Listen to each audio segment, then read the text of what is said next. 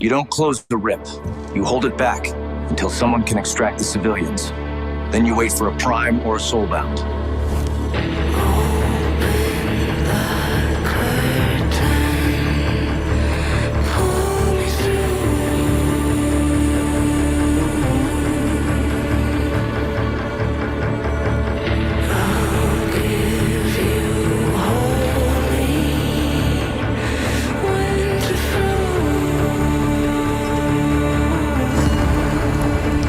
We don't just fight to survive. We fight so they don't have to. This fight is powered by Say. Strength forged in speed, security, and unity. Drop all your hunger. Kill your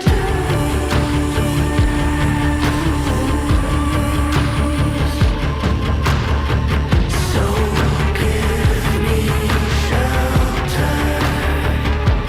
Give me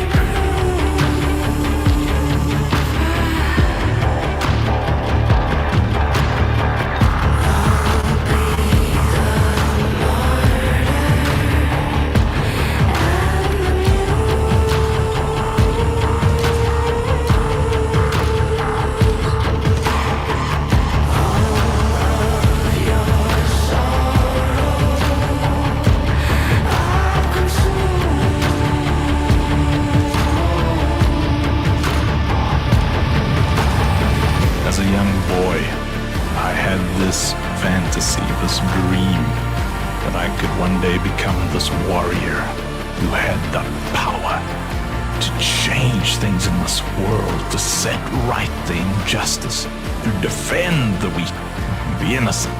But you don't really get those opportunities. We aren't running around without shirts, wearing skins and stuff like that anymore. Every girl safe. One place where we can become those heroes is in stories and games. And we said, let us put everything we love about gaming into one game. Let us tell a story that we would have loved to be a part of. Let us tell a story that resonates with who we are and create characters who we could have been if we were in that world. And so we built Operation Safe Place Defense. Join us now! Claim your place! Wishlist on Epic Games today!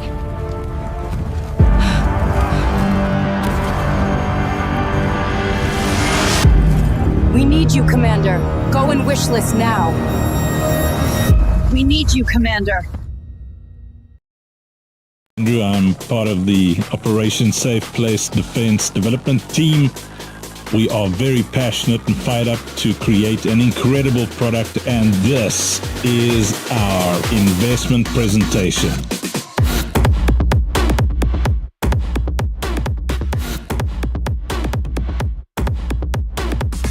Everything you see here was not done with millions of dollars. It was done with less than $200,000 over 3 years by a team who is committed to show competence to our investors. And our big goal right now is to go to the next phase, which is to generate metrics. Next phase is metrics. Retention, velocity, marketplace volume. Data talks, and we're listening. We want to build out our infusion system. Infuse items into items. Stats stack, passives persist. Smart combos turn decent gear into disgusting power. And our Citadel delivery platform. The Citadel is your marketplace and creator hub. Trade NFTs, launch clan tokens, tip creators, and track real-time analytics across every game mode. And that is going to cost upwards of $400,000. And you'd ask, well, why do you need more for a delivery system than you do for a game? Unreal, marketplace tools, and AI cut costs. We ship more game per dollar and spend where it matters. The game tools are cheap. The economy isn't. Citadel needs airtight contracts, blazing speed, and flawless UX. Well, to build the true economic delivery system that we would like to build means we've got to build a lot of things from scratch. And yes, we're jumping into the multiplayer side of the game. We're doing the MOBA and we're doing the Battle Royale version, and the multiplayer aspects of this extremely unique gaming ecosystem is a big priority for us. We'll be doing that, and we can keep doing that because it's a lot cheaper and easier to build the game because of the amazing tools on Unreal Engine, the Fab Marketplace, and AI. But to build the economic ecosystem, that we got to build from scratch. Talking about cutting-edge, highly disruptive tech that makes on-ramp, off-ramp, and non-custodial wallets completely invisible for Web 2 players to come into our ecosystem. Web 2 players, zero friction. Our non-custodial wallets sit under the hood. Secure, instant, invisible. You just play. This all with the understanding that our game requires thousands of NFTs per player to play in-game content, which drives a very robust player-to-player marketplace. Endgame needs depth. Thousands of NFTs per player means real roles, trading, and a meta that never sleeps. But to see this thing in action, to really see the potential of it, we've got to do it right. But we can't build a complex social fi, DeFi, info-fi system like we want to build with this incredibly robust player-to-player marketplace the same way we built the game. This isn't a figure it out as you go along thing. This is highly complex with contract systems that have to be watertight, because if we're going to build a highly profitable game in Web 3 that depends on player-to-player transactions, mass player-to-player transactions, it has to be secure, it has to be smooth, it has to be fast, and it has to be done competently. High-volume player-to-player trades demand audited, gas-smart, fail-safe contracts. We don't wing this. We don't burn budgets on legacy tech just because that's how it's always been done. Tradition isn't a strategy. If it's heavy and slow, it's out. We're not spending tens and tens of millions of dollars unnecessarily on some antiquated system that ignores what's already available technologically. We're doing this efficiently. Tech's on our side now. Engines, marketplaces, and AI let indies ship more per dollar. We're capital efficient by design. We're watching our capital expenditure so that there is maximum profitability. And in the end, our goal is not to raise 60 million or 20 million or 10 million. We've worked out that this game, when it's done and dusted, is going to need around about 4 million US, and that includes the full single-player campaign with exciting cinematics, awesome multiplayer in the form of MOBA and Battle Royale modes, all based on person tower defense, which will be on PC and on mobile and on browsers. Third-person tower defense shines here. Fight, place, and upgrade in real time. Skill plus strategy, all supercharged by our infusion system. All utilizing the same NFTs across every gaming mode. Single player, MOBA, Battle Royale. Same NFTs everywhere. Earn once, play everywhere. We'd love to show it to you. So send us a mail or contact us directly, and let's sit down and get this thing done. And remember, we came here to change lives.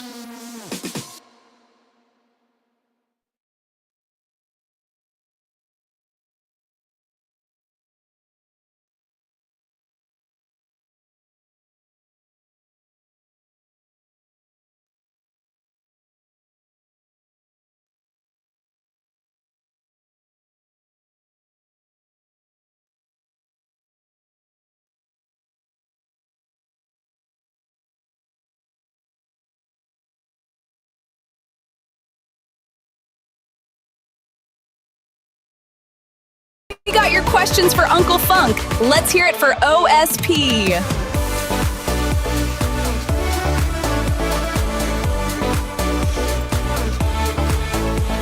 Yeah, I guess we gotta do business. Okay, let's get to those questions. Yee, umpkity funkity. 2 questions. What is OSP and why are you so cool? Operation Safe Place. It's the name of our real-life NGO and the big inspiration for our game, Operation Safe Place Defense. It's a third-person tower defense shooter adventure game. Why am I so cool? I'm not really that cool. I'm just clever enough to surround myself by very cool people, thus leading other people to think that I'm one of them. Thus, you would think I'm cool. See what I did there? Okay, Funk, what's in it for the community? What's in it for the community? What's in it for the community? Everything! The entire model is about the community. It's a free-to-play game, and we brought it into Web3 so the community owns everything that they earn, top to bottom. So even if they don't play the game, even if they're just in the community, if they're part of the content creation bunch, or they're part of the commenting and hanging out and watching streams bunch, or if they play us, whatever they are, we've brought it into Web3 so that the community benefits all the time. You're going to have to take a much closer look. I notice a lot of AI video content in your cinematics. Even this video is pure AI. Yeah. What's up with the artificial video content, Funk? AI helps us move almost at the speed of thought, and it gives little independent dudes like me who are working out of a garage in a small town in the middle of nowhere the ability to produce the same level of excellence that is usually reserved for people with massive budgets. So as storytellers, we love having tools to help us tell our stories, to make things cooler and more exciting. So AI has just made it accessible for those of us who don't operate with those massive multi-million-dollar budgets. Usually to make someone like you, it costs thousands of dollars per edited second, my AI friends. Whereas here, we just throw a prompt in and it generates 4 options, and Bob's your auntie. We have whatever crazy thing our imagination can cough up. Does it affect creators out there?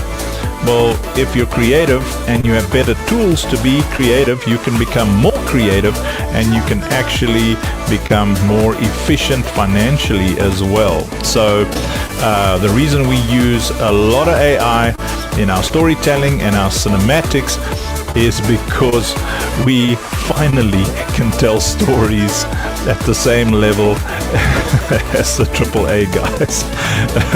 I mean, we're building what probably looks like a AAA game on a half a Z potato budget. Uncle Funk, why Unreal Engine? Why not a cheaper option?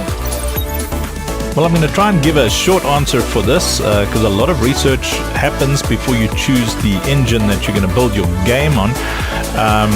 But the short answer, or the shorter answer, I reckon, is really about the cinematic power of Unreal Engine and access to cinematic assets. So as storytellers, we want to be able to make things look as cool and cinematic as possible, and Unreal Engine just works for us in that way. It's really, really cool to produce this awesome cinematic universe. And how many times did I use the word cinematic in that? Cinematic!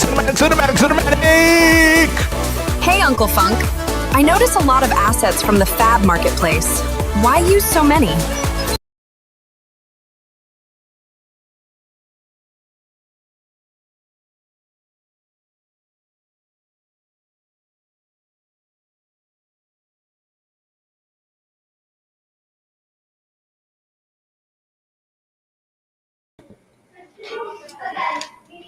Well, that's a very good question.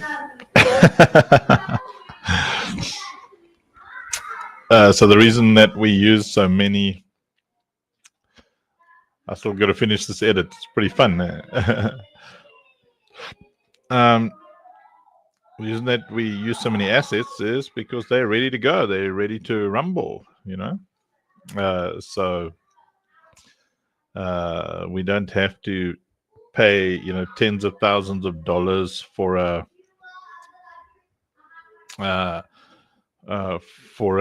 little person to run around in the game. You can pay like $10 or $20, and then that little character's already got working fingers and looks cool, and all of the above. So that's it. So happy Thursday, everybody. I hope you've been having a good Thursday. I went for a nap at like, I don't know, 12 o'clock or something this afternoon, and my nap turned into a coma.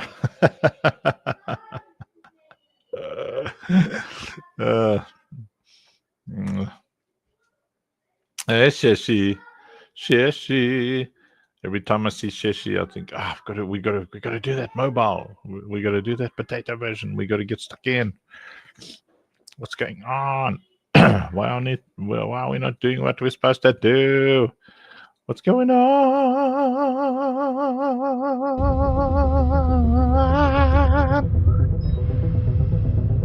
Oh, I think I need a cappuccino. All those in favor of a cappuccino say aye. Yep. Like, super tired, man.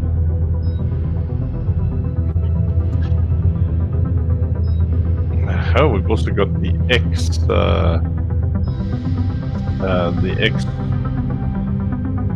space today.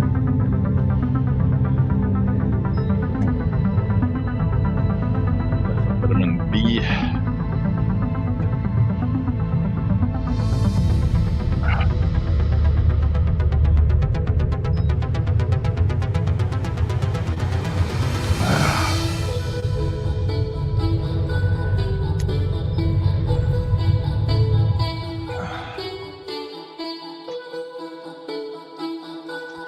So as you're tuning in, make sure you say hello in the comments wherever you are around the world.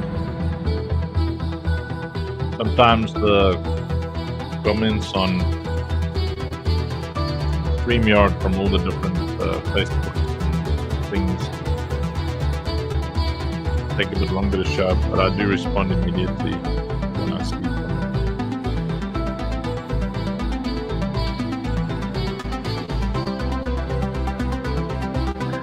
What I know is that I need my cappuccino.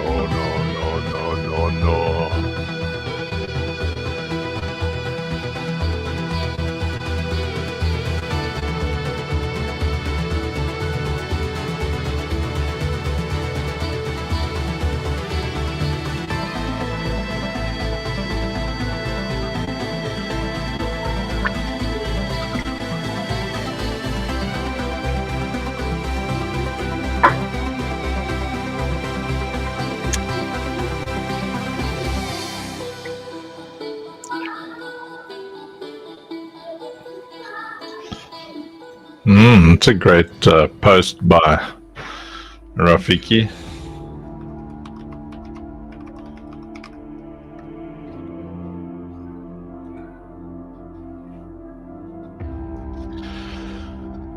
Phew. Okay, definitely need a cappuccino. Definitely. No.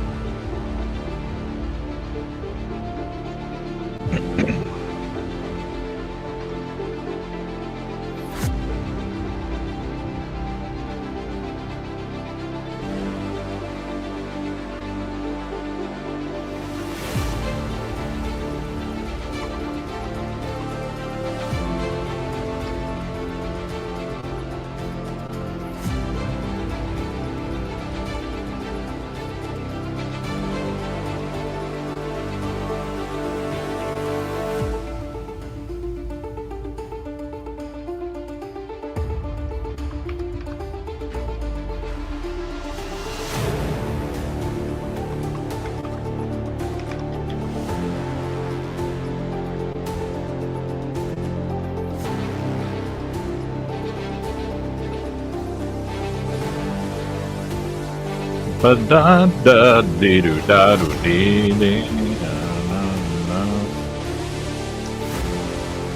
I'm a little distracted today, but I'm here, you know, so if you want to comment and stuff, you can. Let me see who I can get on stage with us to help me today.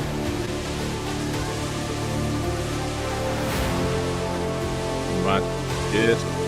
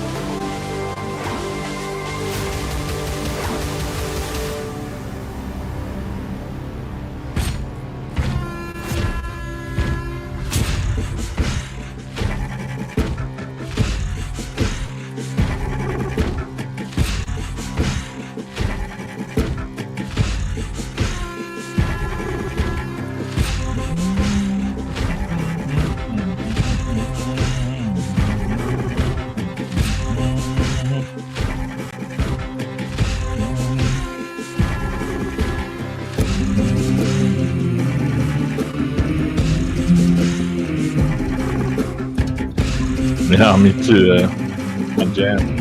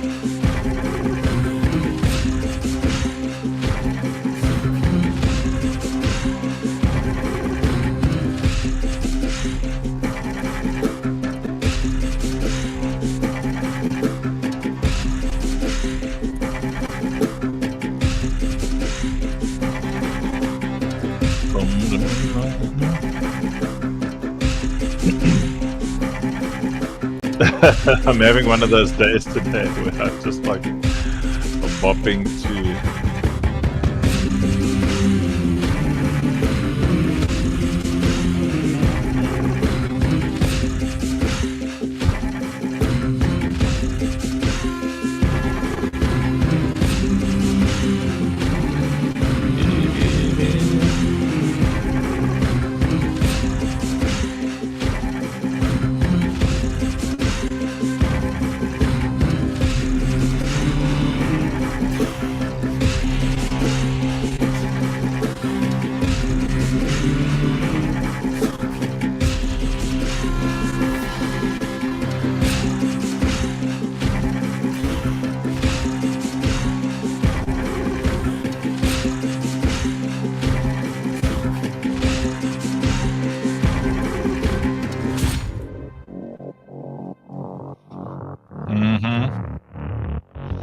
I just want to play Viking music like all day and then just run around with an axe.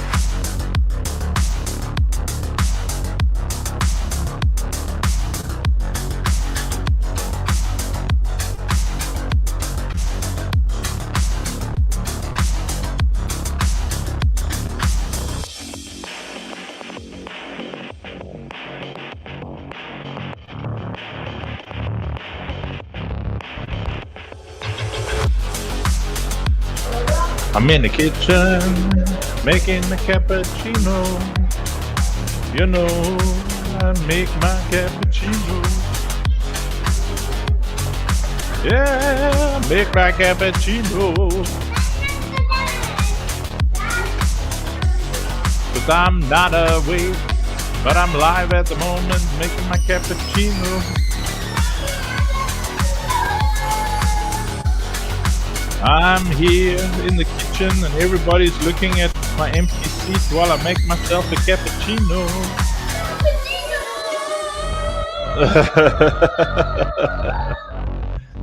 While a bunch of cute little nunky bears also sing cappuccino.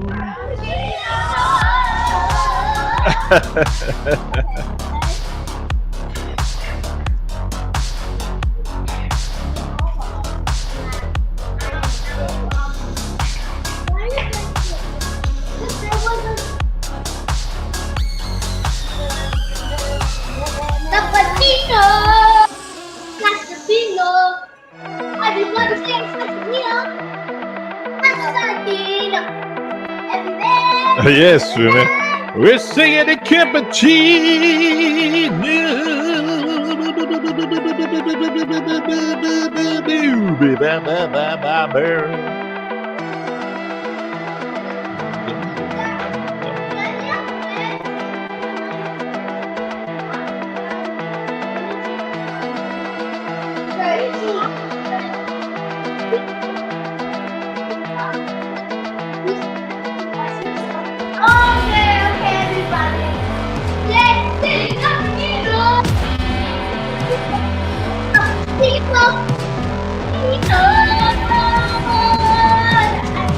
Look how big Ahava is. I see you guys cut your own apples and everything. So proud. Make your own tea. Sure.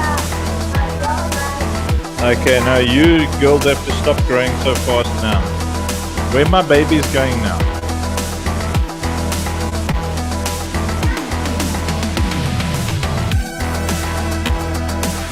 I'm in the kitchen right now making a cappuccino, hanging out with a bunch of cute monkey bears.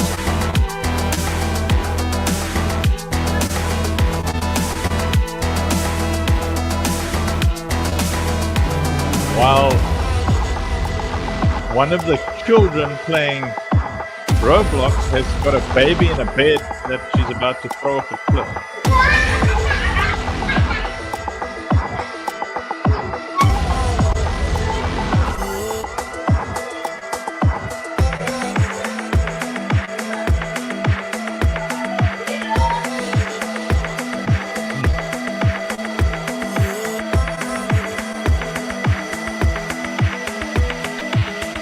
Let's go.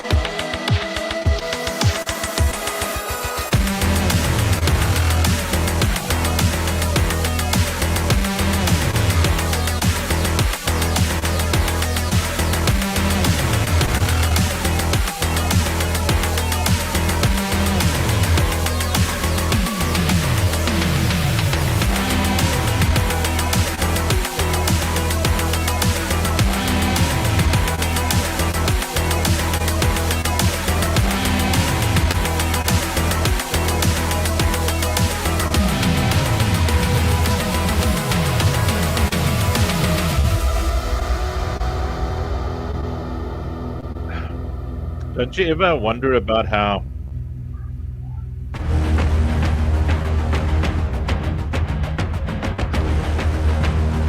I mean, this is a legit question, right?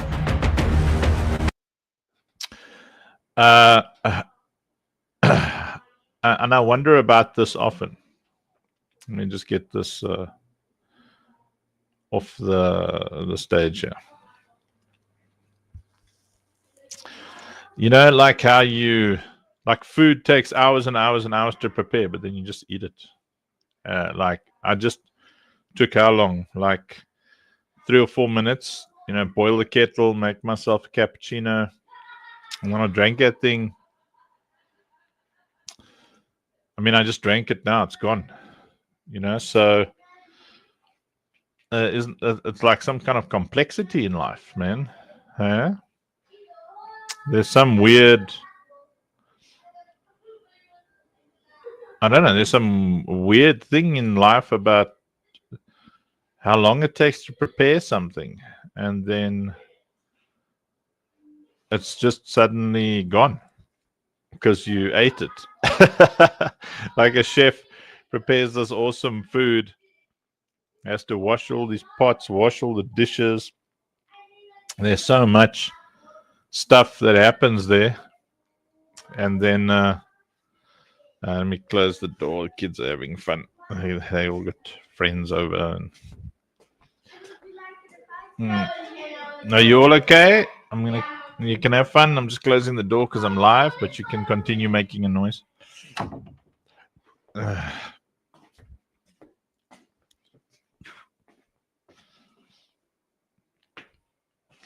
There's something to be said about that. Where you have to like either plant and grow the food so you can eat it, or you have to hunt the thing. There's so much effort to just putting some food in your face. And chow it and it's gone. You burnt it. The fuel is in your system. So I don't know. I feel like there's some kind of philosophy in there.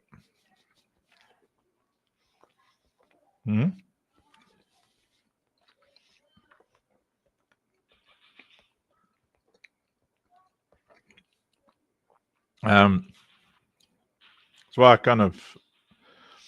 I think about game development or product development in general, where you work hard, you create a product, and that thing, if you do it right, can sell forever.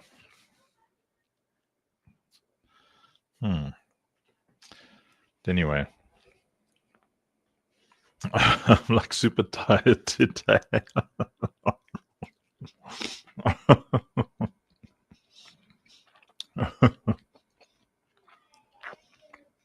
Man, I think everybody's tired. I'm like, I'm going to get somebody up here on stage.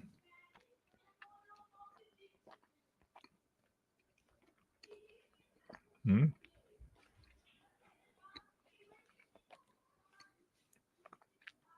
me send a message in another group here. I don't feel like jabbering. I want somebody else to jabber.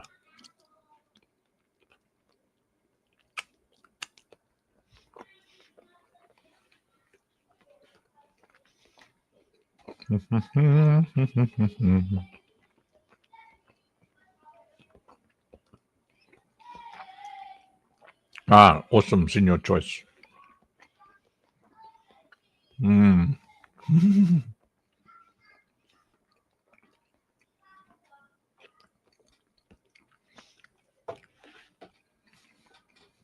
Senior choice. I'm so tired, man.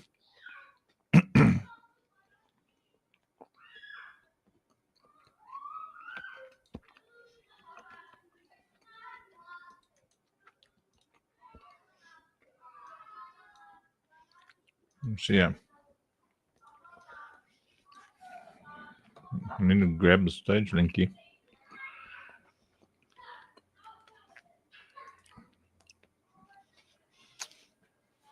I'm full on grumple stilt skin today, senior choice.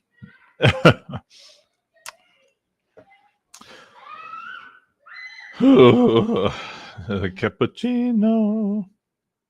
I drank that cappuccino in under 30 seconds, I'm telling you. Now I'm just looking around. I ate my supper. I did a 30-hour stretch of being awake. Boy. It's like you just can't do enough. There's just not enough time. There's not, you know what I'm saying? It's like, even if there were 3 of me, I think there wouldn't be enough time for all the stuff that needs to be done.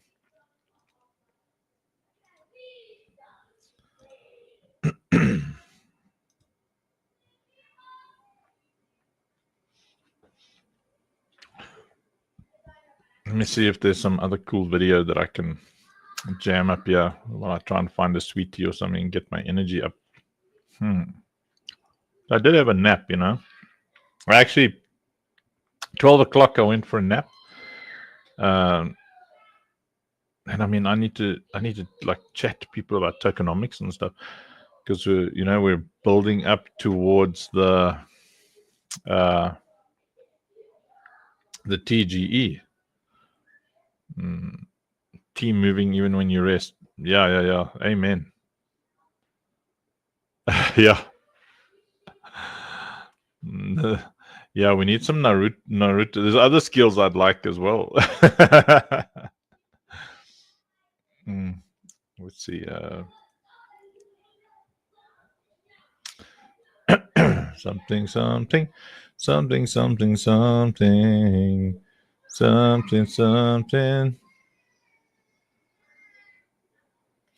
Something about something.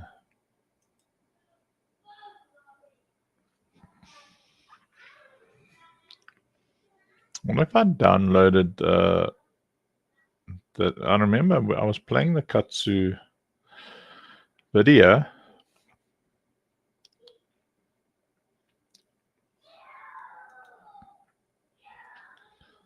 What's this?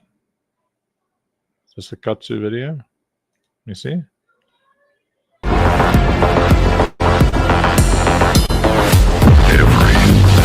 girl safe.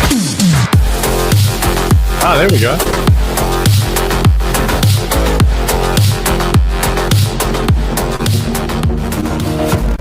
Hey everyone, I'm Andrew and I'm the founder of Operation Safe Place Tower Defense, our work in progress tower defense / MOBA / 2D first person shooter hybrid that is a combination of all the things I love about gaming, and I'm sure a lot of you also love about gaming.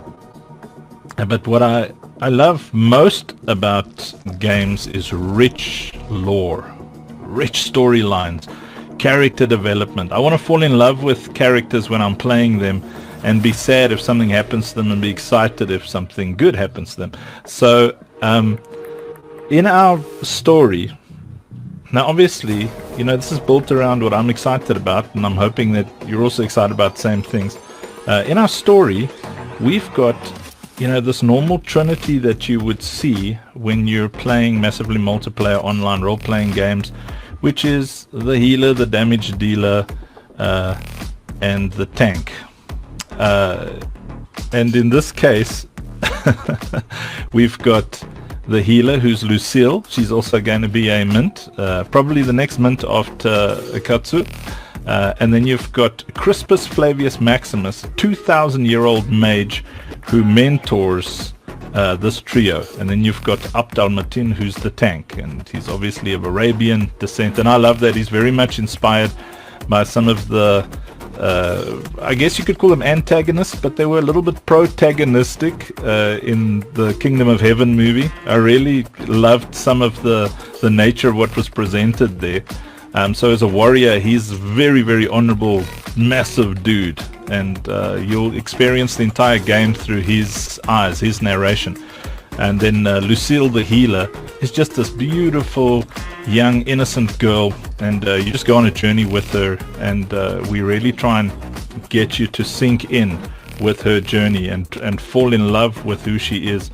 The younger ones among you will probably fall in love with her in a different way, and the older ones among you will see her as a daughter, I hope. Anyway, okay, so Katsu is a young mage, and because this is in a cyberpunk world, he's a tech mage, and he's learning to utilize his incredible abilities and powers, and he's very protective in nature. So when he meets Lucille for the first time, he bonds, he connects with her immediately. They all do. Like Abt, the warrior, already met Lucille when she was a little baby and has had the sense of big brotherly protection over her.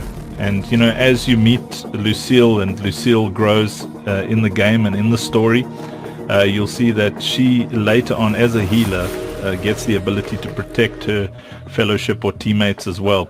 But this mint is about Katsu, and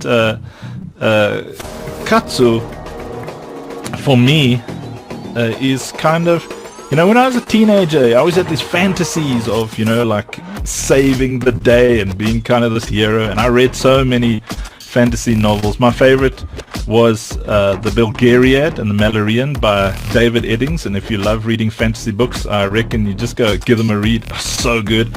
And I loved the model for magic there, which was the will and the word. So I've unashamedly said, you know what, I want to continue that kind of thought, just, you know, in a different dimension and thousands of years later, with a magic world built around the will and the word, and something called the Paladonic Codex that I'm busy writing as part of the lore for this game. I'm so glad AI is rocked up, because I wrote all of this stuff, and it was just thoughts and thoughts over the past 10 years, and now I chuck it all into like ChatGPT and Bard, and it helps me just sort them all out. I just got all excited again because I can ask these AI bot thingies questions about my own ideas. So it's like such fun. But okay, so what's going to happen with this first mint, and what's our objectives? Well, we're going to drop all 4 mints for free. So we're going to drop Katsu and Lucille and Crispus and Opt all for free. And, you know, obviously when you get the mint, you can immediately put it on the marketplace. Now, why? Well, I grew up very poor.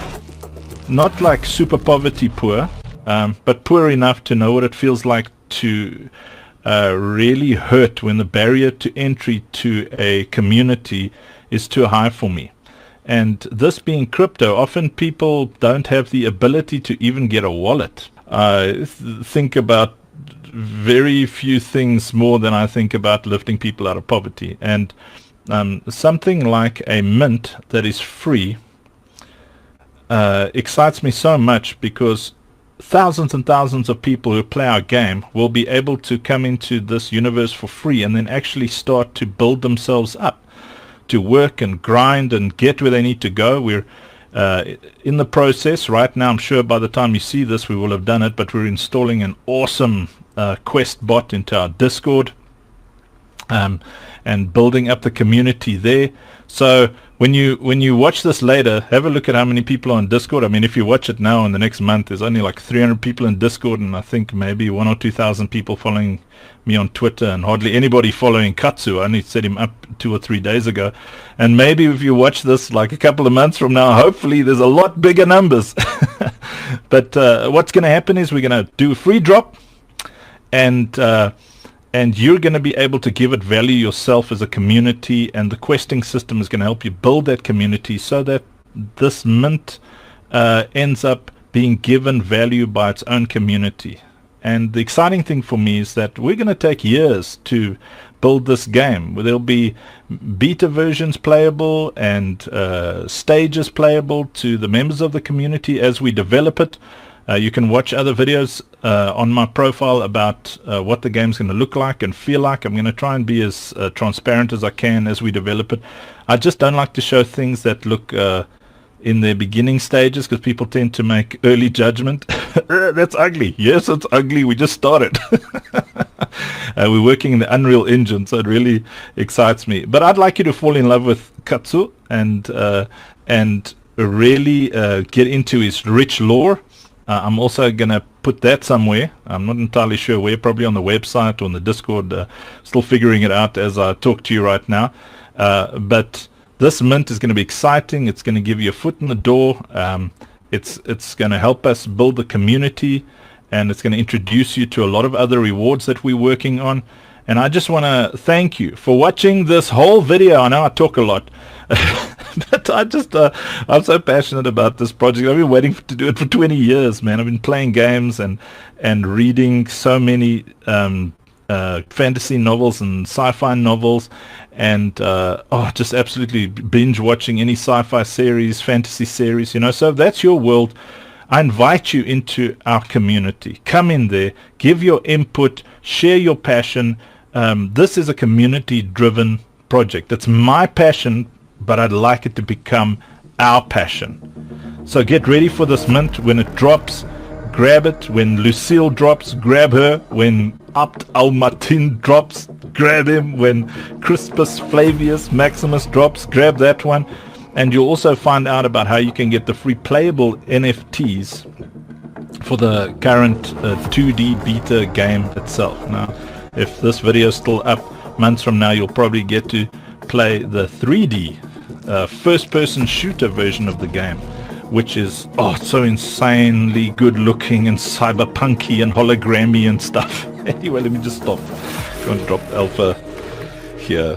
Anyway, take a deep breath of the hopium, get a nice balance, toss the FUD, and let's go. Let's go! Love you, man. Let toodles.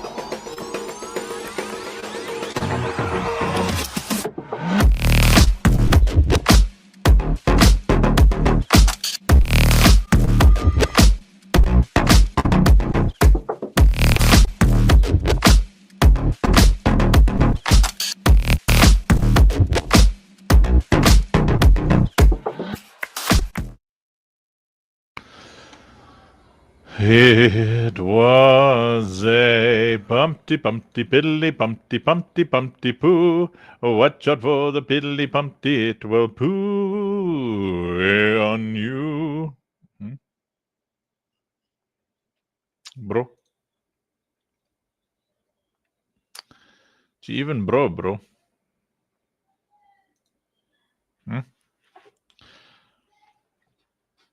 It's 5 minutes to the space. I'm doing well. I'm surviving. I will survive. Ha ha. So we got 45 viewers on Arena Social and around about 32 on X and whatnot. And I know all of you are just sitting there.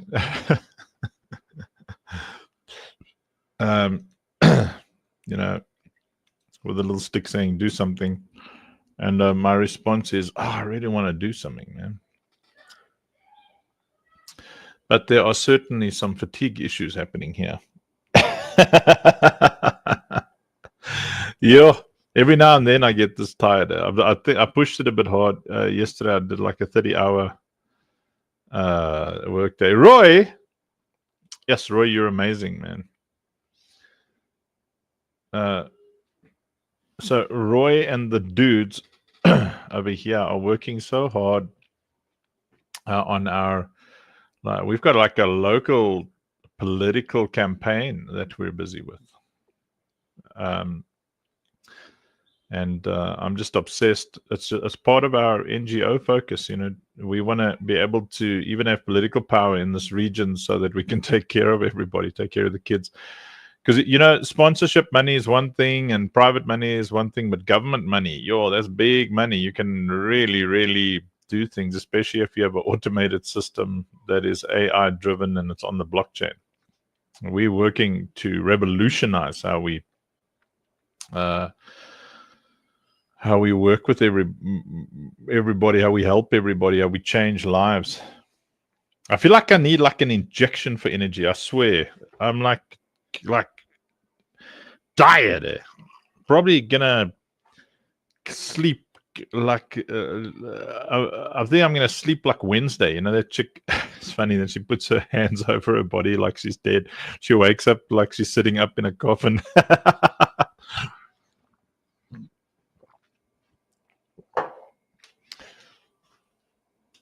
I've got a feeling that's what's gonna happen.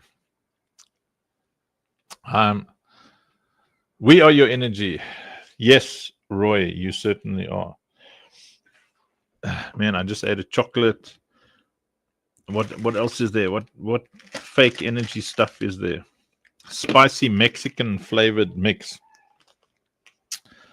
I don't know if this is going to give me energy, but it's certainly going to... I think the term is opkikker in Afrikaans.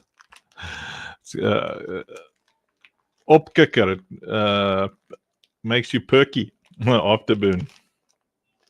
Yeah.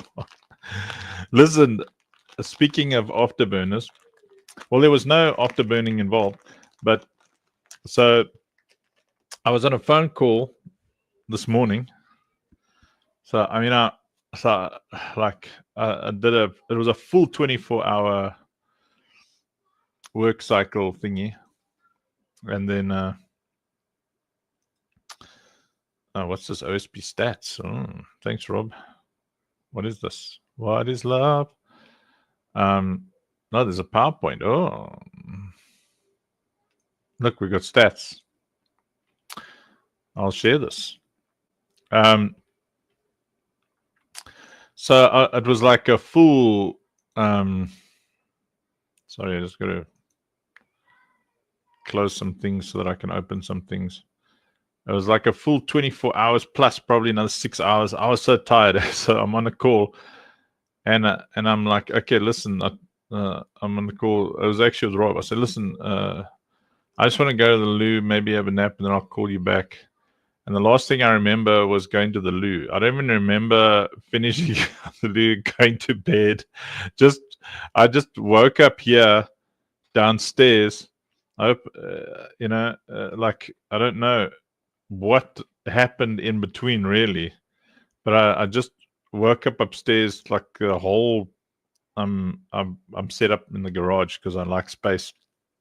Like the whole, I just wake up. The lights are on. There's like just people everywhere. I don't know where I am, and it took about I don't know 40 minutes for me. I think I woke up at like 5:30, and it was like 12 or 1 o'clock when I said I'm just quickly going to the loo. I missed meetings for the afternoon. Sure. So bad. Where on earth is I'm trying to find StreamYard. What? Where's my StreamYard? Yeah, yes. See. Oh, it's time to go live. Okay, let me find this. Why I can't find StreamYard, John. I hope I didn't close it. Huh? I found it. Found you.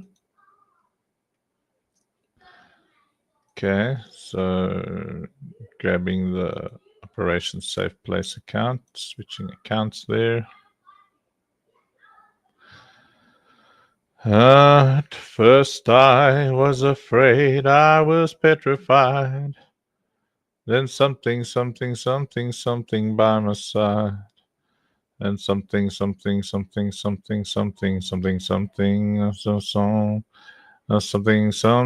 something, and I will survive. Oh, there's something, something.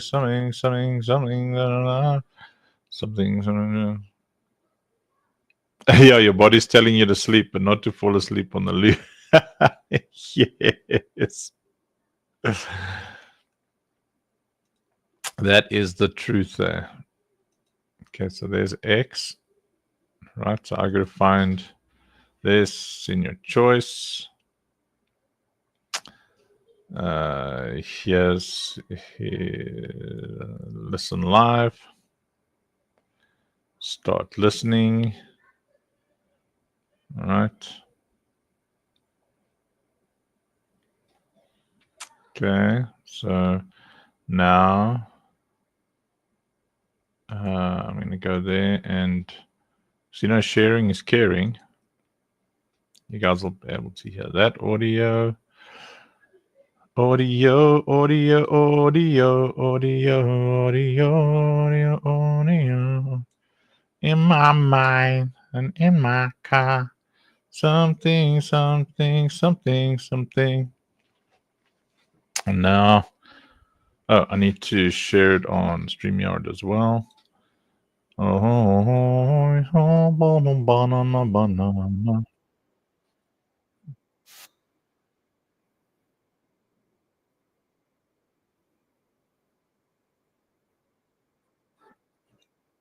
To see some big hearts here. Love to see some of our community members as well. let's give a time. On that time, let's click on the purple pill, the little comment box at the bottom, retweet the room, invite your friends, tag people, send questions. We're open mic. If you have the time and you would like to ask questions live to the core members, feel free to request the mic. I'm happy to bring you all up. But yeah, just a couple of minutes while we gather the rest of the speakers, and we're gonna get things rolling. So we keep breaking down what the Citadel is. What is it about? Why does it exist? You know what? What's the problem that is solving? Why do we need a Citadel? Okay, I'll see you guys on X. Expect that and much more, plus some chills from some of our speakers that are coming from other projects. Believe Mr. Console, who hasn't failed to attend even one of our spaces, is gonna be here soon. So I'm just gonna go continue sending a couple of DMs. FQ, if you wanna take over while I do that, welcome to co-hosting. Yo, how's everyone doing? And welcome to another episode of the Citadel Spaces. It's going to be fun. We're going to get everyone to be talking about what is wrong with Web3 gaming, what issues everyone has, what are the problems the communities face, and how the Citadel changes all of that. Love it, FQ, love it. Okay, Jason, is that you behind the Citadel? Yes, sir. What up, everybody? Oh, hey, what's up, Jason? Great to have you here on time. I knew that you were running meetings, so I was like, okay, will he make it on time? But you are. You legend. Thank you for that. literally finished the last one at 59 minutes past. So. Yeah, we had Uncle struggling, hanging in there, but we're gonna recharge his energy. We're gonna pump him up. He already drunk his cappuccino, so it should be kicking in anytime soon. We're gonna have that energy back, and we're gonna cheer for him like we always do. So the goal of this space on these early weeks is always to break it down to people. We still need to narrow it down to what we are, why we're building these, what problems we're solving. So I'm gonna be picking on you. I know FQ is already used to do that for over years. I believe more than 3 years that he's been, picking up on you to break down things, explain them, to bring all of the alpha from within to the community. So that's why I'm glad that he's co-hosting with me. He's gonna prepare some cues for you as well. He already getting us started. But yes, if you would like to tackle any of those down, go for it. I'm gonna go ahead and send some DMs to invite more people up. No, I think I've picked on Jason quite a few times over the Myth podcast, man. And he's been, one of the best things is that he has been extremely straightforward and truthful about everything that has been happening, the problems that exist out there for communities, for projects, for games, and how to get out there and how to get around all of that and be successful. So Jason, my question to you, what problems do you really think really are the biggest of concerns in Web3 gaming? I mean, it's like, where do you want to begin? You could begin from if we want to tackle this from like a core level on where a lot of it began to go wrong after what were majorly experimental Web3 games, literally just games that were beginning to pick up on Web3 tech, implement it in different ways. A lot of it, showed the potential. A lot of it was fundamentally broken, but it established, let's say, a direction. Like your whole play to earn, all of that aspect, from the early days. It was like gaming in the early 90s. Like there's a lot of experiments, there was a lot of things that failed, and you just got to keep on pushing through when you're innovating in an industry. That was kind of followed by a hype influx of money. So we essentially experienced a .com boom and bust during 2021 to 2023 going onwards. And during that time, a lot of projects that were genuinely building for the tech were literally just there building for the tech, amongst all that noise. Same thing that happened with the dot-com boom. And now we're seeing more games implementing the tech as it should be used. We're seeing more games that are balancing economies properly. We're seeing smarter usage of tokens. We're seeing tokens that are more aligned with the studios or the platforms that are behind the games than directly in the games. And we're seeing great usage of tokens applied to games that are leveraging heavily on, they're pushing heavily on game theory. So, making it more like the risk to earn, let's say Ponzi's in a fun way, but it's something, again, it's experimental and quite a few of them are doing well. And they're balancing their games out. I mean, like Gigaverse, there's a lot of games that are doing incredibly well on that front. And then you've got the games, like what we're building with Operation Safe Place, which are games that build around assets. So games that their economy is has multiple layers. They have in-game currencies, they have premium currencies, they have assets. Assets is NFTs, you've got skins, you've got, in our case, we've got tens of thousands of NFTs already out there because we want an asset-rich ecosystem that the users themselves become the drivers of the economy. Like, you're not forcing an economy down people's throats. That's where a lot of games have gone wrong in Web3. They have been trying to push economies. If players want an economy in a game, you best believe that they will make an economy happen inside a game. It doesn't matter if that game doesn't have an economy. They will always find a way. We've seen that with countless games, from mobile games to browser games. We've seen it with RuneScape. We've seen it, players will always find a way, but just give them the tools. Like, what we're doing is we're enabling economies. You cannot forcefully create an economy. And I think that's where a lot of them have gone wrong. Distribution is broken. So distribution in Web3 is, it's hard enough to distribute games and get your game in front of players in traditional market. In Web3, it just becomes a massive uphill task. Projects are faced with countless agencies that claim they can do a million things, and they'll just take your money and run.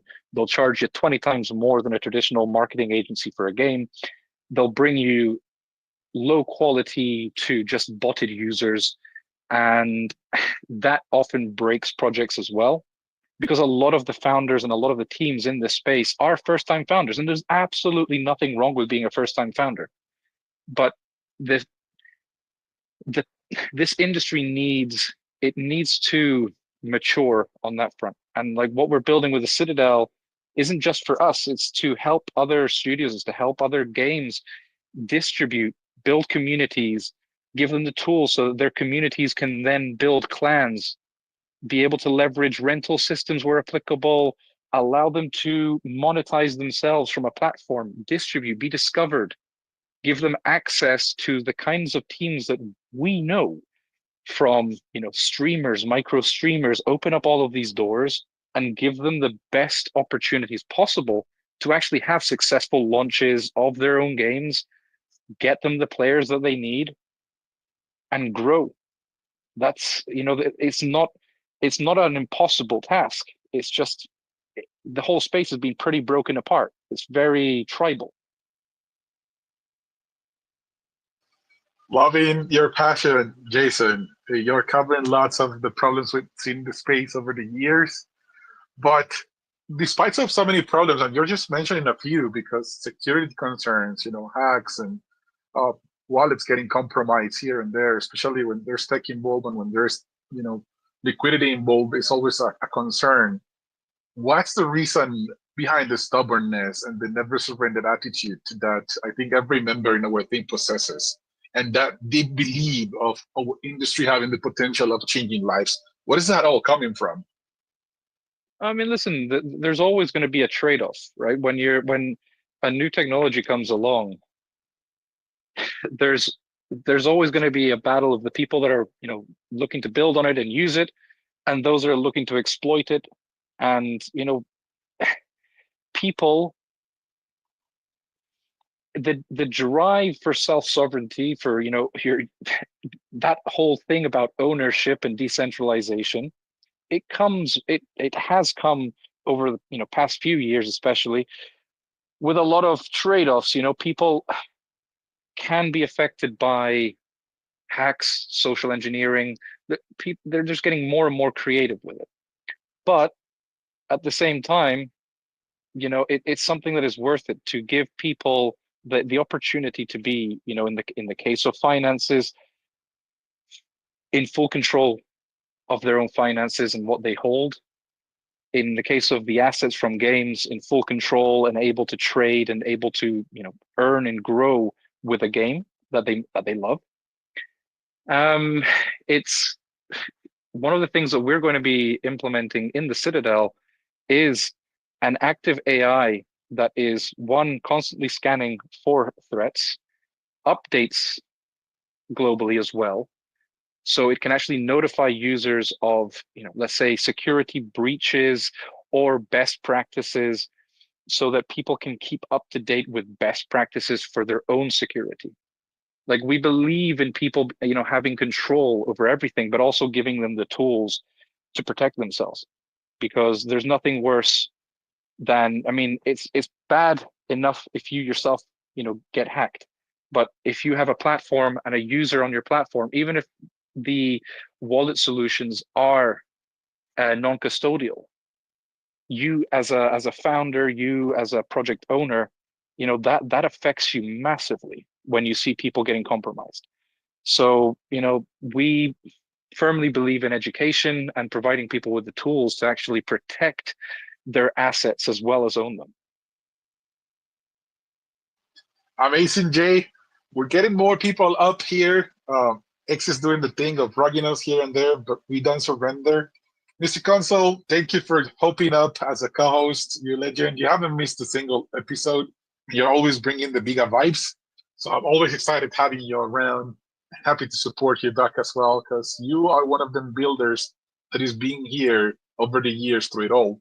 So I want to pick up your brain as you introduce yourself, and I want to ask you, aside from the things that Jason's been mentioning so far, what have you seen that is so broken in our space? What do you think that is really not working, and yet people keeps pushing it in the Web3 ecosystem? Yeah, for sure. Sir Choice, my apologies for being late. Yes, I will protect with all my might that I never miss an episode of the Citadel, as well as Play to Change. You are a man on a mission alongside very great minds and colleagues, Uncle Funk being one of them, that I want to support. It doesn't have to be through my dollar. It doesn't have to be through anything other than showing up. And that, I assure you, no matter the weather, I will try my best. If I can't, I'll communicate that beforehand. This is a very interesting discussion. I believe that we have to look at it from a very wide spectrum, right? Sometimes businesses just don't succeed, especially in the startup space. I think the failure rate is somewhere near 97%. So at times it's just the nature of the game. But one thing that I really don't resonate with, and it might be contrary to what my good friend was saying, is trying to assume the motive of the Web3 user. It's really wrong not to consider that these guys are here to earn. Truly. You have to move and build with that really solid assumption.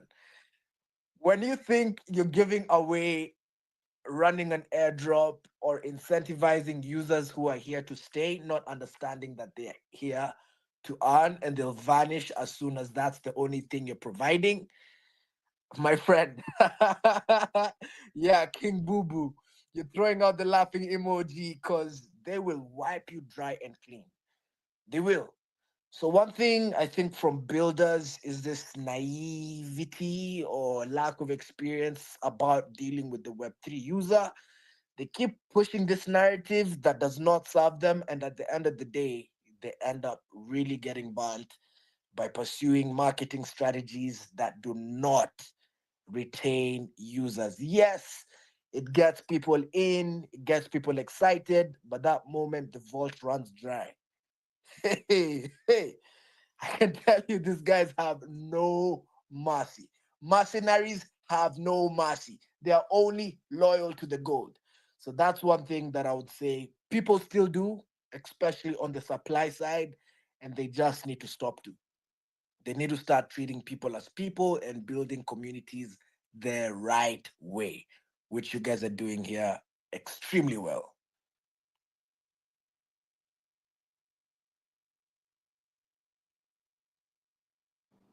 I pass the GM, mic back to you, buddy.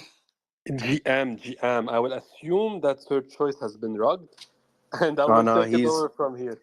yeah, that's the case. Joe, So, give us yeah. your input, man. Oh yes. I'm dying to reply to Mr. Consul. So, first of all, let me just say hello to everyone here. I just stormed in like that without a warning. My favorite people here: Jason, FQ, Uncle Funk, King Bubu. King Bubu, we actually talked in the M's, and we have more in common than you think. Mashallah, ya habibi. And Mr. Consul, man, I told Mr. Consul that he's one of my favorite hosts on X, and I still hold that statement upright. So, Sir Choice, you have some competition here, some serious competition. So, here's what I think about what you said, Mr. Consul. When I first started doing Web3 marketing campaigns 3 years ago, I kind of identified that there are degens, smart buyers, and collectors in the Web3 space. The degens will milk you dry, literally. They will try and see how they can get every single dollar outside of your pockets and put it in their own. The smart buyers are everyone in the space tonight, who are the people that will invest in projects with longevity, with mission, etc. The collector doesn't really care.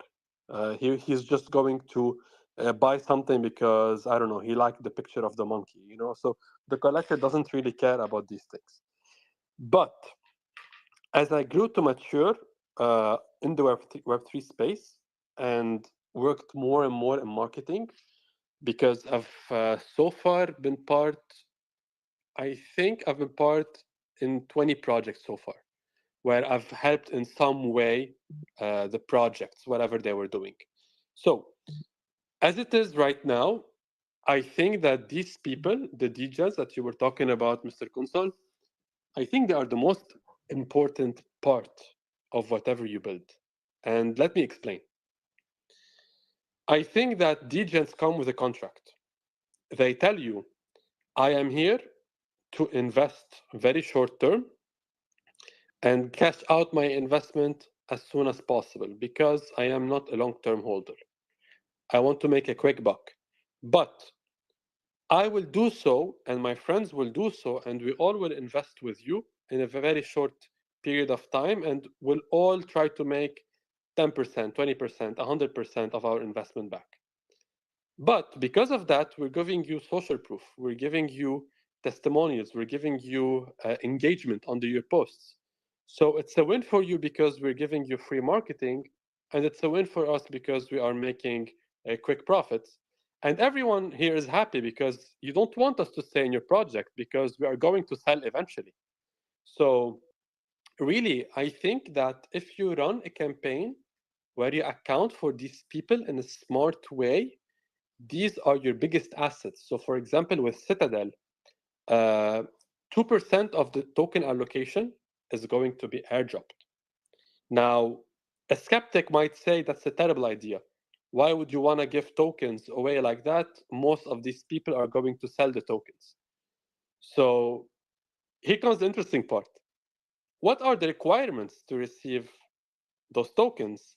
And if you watch my old Habibi video, you will see that if you have some of our assets, where you have Lucille packs, Lucille NFTs, Funkies, Funkat, Doxukis, anything that we've launched, it means that you've already invested in whatever we were doing. And because of that, you deserve a reward. That creates a loop where people are going to invest, get rewarded, invest back again, get rewarded, invest back again. This way, you accommodate for the degens, you run a marketing campaign, you airdrop your tokens, and you make sure that they are in the right hands. So I think there's a play around, Mr. Console. It may be more complicated than it seems, but if done right, this is a massive weapon. And if done wrong, it's going to drain the project dry. Loving the takes, yeah, Habibi. You're on point with that, and you are a man that has experience in it. About Mr. Console and this guy being a competition, he is not competition. He is what I look up to. The vibes he brings are just next level. So he is someone that I look up to and learn from in the space. It's a brother, it's a bigger brother in terms of co-hosting, and I'm so glad and thankful to have him here. We have more people over. King Boo Boo, it's one of those guys that's got the power and he's got a busy phone ringing with calls, bringing investments. So I'm going to let him introduce himself and tell us what he thinks are the biggest problems in the space. So then we can move on to how the Citadel might fix them.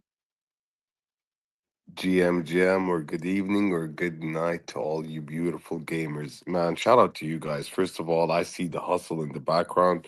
I see you working in the background. So shout out to you guys. If you're not getting flowers, I just got to give you flowers because I see it, man. Even the live streams, I've been on it, and you guys are on. Sometimes I'm like, damn, I can't keep up sometimes with everything that's happening in Web3. So shout out to everyone here.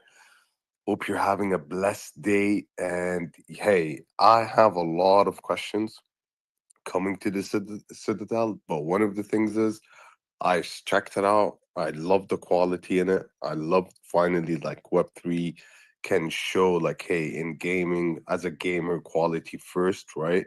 Um, Me coming from Saudi Arabia, the Middle East, I just want to know a few questions about the project. How can I connect? Because sometimes we have issue connecting to some things. I don't know if you're familiar with that, but yeah, I just want to know how can I get in the game? What currencies can I spend? Can I transfer swipe currencies? Um, some questions here and there. Mashallah, Habibi, mashallah. You came to the right place. So for Habib Elbi. Habib Alvi. So for context, King Bubu, I was explaining yesterday to one of the investors in Operation Safe Place and Citadel.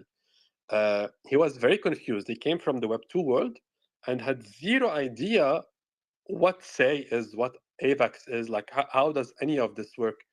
And really, sometimes can get very tricky. So for example, if you have a Coinbase wallet and you want to transfer Say to your Rabby wallet, you cannot. And it's just by having someone inside that can help you out, that can show you the shortcuts, that makes it much easier. And I gladly have adopted this role and have taken this responsibility. So if you want to ask anything from a technical perspective on how you can move funds from here and there, how to qualify to whatever, how to connect your wallet, how to see your assets inside the game, I'm the guy for that. Just shoot me a DM and we'll sort it out over a call. بالعربي خيي بالعربي.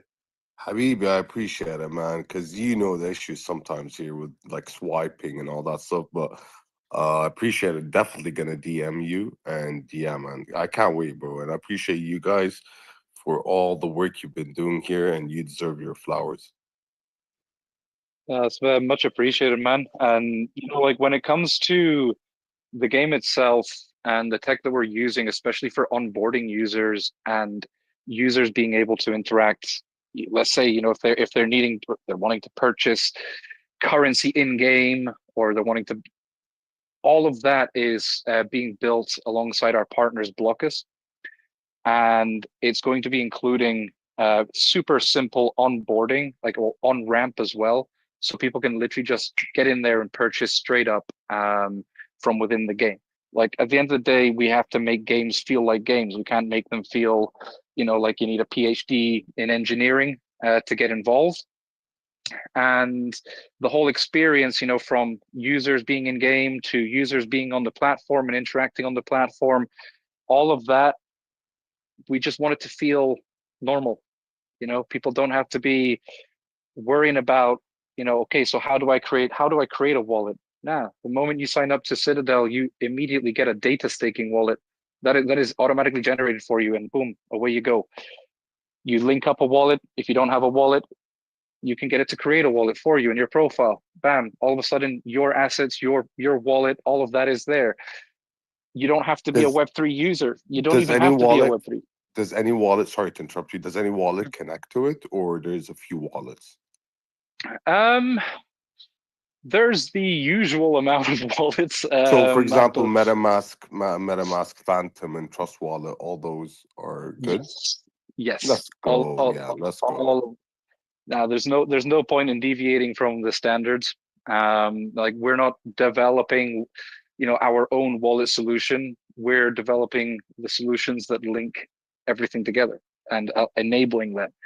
It's like we are not in the business of building wallets, and we don't want to, move away from that which is established in the industry. Hey man, Yo, I why try really, to reinvent the wheel?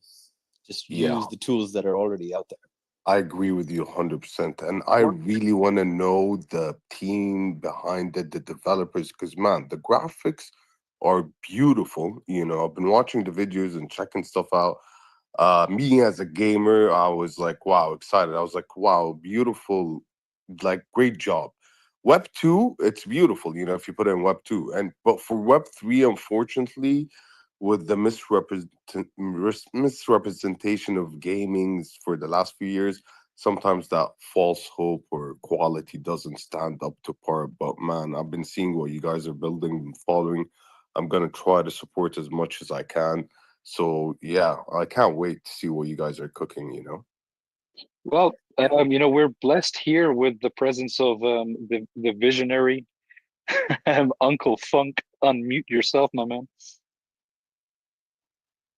I'm busy chewing curry peanuts. Yeah, I knew you. that's Yeah. definitely a guy behind the project, 100%. Well, So yeah, go for it. You wanted to say something? I'll cover for you so you can chew properly, and Thank you. that way you're not caught off guard. So so King Bubu, imagine that our vision is to have people not know what MetaMask or Phantom or any of those wallets are, because it doesn't matter. One thing that we discovered on Arena when we were marketing Operation Safe Place and Citadel, we saw that most of the people that were on the platform, which is the Web3 platform, it's a social platform with Web3 elements, most of them did not know what crypto is. Most of them don't know what NFTs are yet. They are trading tokens, they have wallets, and they're interacting with those wallets. So with Citadel, what we want to do is we want people to go into the game, or for example, in OSP, you go into a game, and as soon as you create an account, you have a wallet attached to your account. So at no point you have to worry about the boring Web3 things that we have become accustomed to. And you Wait, just can they buy it with fiat? Bro, Yes. brilliant. Great Yes. job, guys. So Great fucking job, guys. yeah, man. Think about Fortnite, for example. You buy V-Bucks. Assume that the V-Bucks was crypto. That's exactly what we're doing. But we're just utilizing the technology of Web3 to deliver this product to a Web2 audience. And I think, personally, being in Web3 for 3 years, what has survived so far is this approach. And this will be the only approach that will onboard the masses onto this beautiful technology. But Joey, it does get a bit more interesting, because one of the partnerships that we have, and one of the services that we're integrating, is quite a first in Web3, and it's a buy now, pay later system in partnership with, well, we'll be announcing the partnership in the coming days. It's a very, very interesting solution. The way it works, it is so seamless. It's not designed and set up to punish people that can't make payments. The solution itself is so simple. Let's say on the front end, the complexities are in the back end, and it is a very, very exciting partnership that we've struck up there, because it allows people to get that first purchased foot in the door without it being overwhelming. And it doesn't matter if it's $5, and it doesn't matter if it's $10 or $100. The thing is giving people around the world the opportunity to get a foot in the door, because not everyone might have, let's say $20 to spend at that given time, but they could have 10, and they know that they're going to have enough to cover it. Then they can, pay it off over time.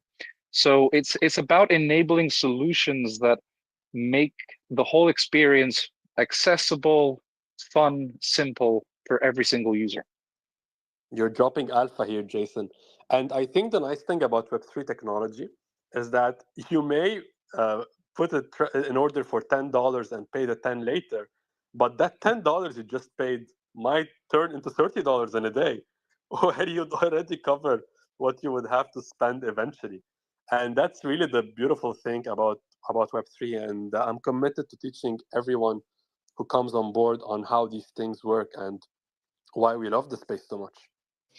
Yeah, man. Another one of the things is why you should always be in spaces, because you always going to find something new that's always coming up, especially through Jason, Joey, and Uncle Funk, always dropping them alphas. Boy, not just spaces. Every day we live, we live on Blooming Discord. But listen, I'm revved up now. So far, this space has been very clip worthy. I'm very proud of everybody. It's nice to have. Is it Boo Boo? King Boo Boo. I've got my wrong glasses on. I'm trying to see. I just see Bub. King Bub. But I heard someone say Hey, Boo Boo. Boo Boo. Hey, Boo Boo. Is that a picnic basket I see? Boo Boo. Boo Boo Boo Boo. Okay. Right. So, as is my custom, when under spectacular financial pressure, I show the project. I'm one of those people. If you squeeze me really hard, you get very, very nice things to drink. So I'm about to shill our project hard now. So I hope you are all ready for like a 10-minute shill, because I'm going to tell you why this project is so incredible. Okay. You're about to enter the funk zone. Yeah, no, I'm about to go hard. So first off, if you want to judge, let's use the term that was given to me just now, visionary. Thank you, Jason. Yeah. Which I give myself as well, because I'm terrible at details, but I'm a very good sprinter. I'm a great leader, but not a very great man. So for a team to be great, you rarely judge it by the visionary. You can say that the idea is great, but what makes that idea spectacular is the actual team. So to have people like Jason and Rob, who I consider really my equals, and Joey as well, who I consider my my CE bros, but to have them respond to my ideas and my requests with the veracity that they do, with the passion that they do. Well, I think we all do that for each other, but I do recognize the gift of recognition. And to have, and I'm sharing this because I want to give them flowers at this level. To have people at that level believe in you and believe in your vision, who themselves are massive giants in their own respective fields, is a great, great, great honor, and one of the catalysts that I was waiting for. I was waiting for a Joey. I was schmoozing Joey for 3 years, trying to get him to just stop degenning around and all that other nonsense and come and build something real. And schmoozing Rob for like 9 years, because Rob is the best CEO I've ever seen in action in my life. I'm 51 years old. I've built many, many things, and you need a great CEO. A great CEO is not petty. I cannot stand pettiness. Pettiness, for me, destroys projects. It destroys people. What you want is clarity, focus. We live by this motto in the NGO space. In our NGO space, you solve the problem by solving the problem, not by becoming one. And often there's people who just come to you, they just whine, like, they exacerbate every damn thing that's a problem, just whining about it, and it makes me so angry, because you're not solving anything. And the blessing of having guys like, having someone like Rob. Rob doesn't whine about a problem. As a matter of fact, he'll let you whine a little bit, and then he'll start making you feel like you're a little chihuahua. You need to stop now. So it's really great. And then it's Jason over here who went through. Look, no one's got a monopoly on hardship. If you come and whine to me about your hardship, I'm quickly going to tell you, listen, I've spent most of my life as a minister listening to people whine and complain as if they have a monopoly on hardship. You're like the only one whose mom is in hospital, or you're the only one who's been bankrupt or been taken advantage of, or been cheated on, or been whatever. That monopoly on hardship produces either excellent character, or it produces a narcissistic character. Like hardship is supposed to teach us. You don't let your history master you. You must let your history teach you. History cannot be given more rank than it deserves. And so I I get very angry when people who should be at a certain level are whiny. And watching Jason, when we met Jason, he was kind of just on the other side of probably the worst time of his life. And both Rob and I recognized immediately that this guy is a warrior, not with the, well, maybe lately with the O, but he's a warrior with the A. He's a warrior. He's a guy of utter focus, which fits and resonates with our model, which is where I'm getting to when I start to pitch what we're up to. I spent my entire life from when I was 16 years old. I'm not exaggerating. Anybody who knows me by now knows the kind of energy and drive that I have. I've had that my whole life. From when I was 16 years old until I was, I'd say, 47, I threw my life into the NGO world, taking care of kids in high poverty areas. Utter obsession. Like, we've done a lot of things, the building of the wells and the schools and the churches and the, whatever. We've done that. I've mentored thousands and thousands and thousands of leaders.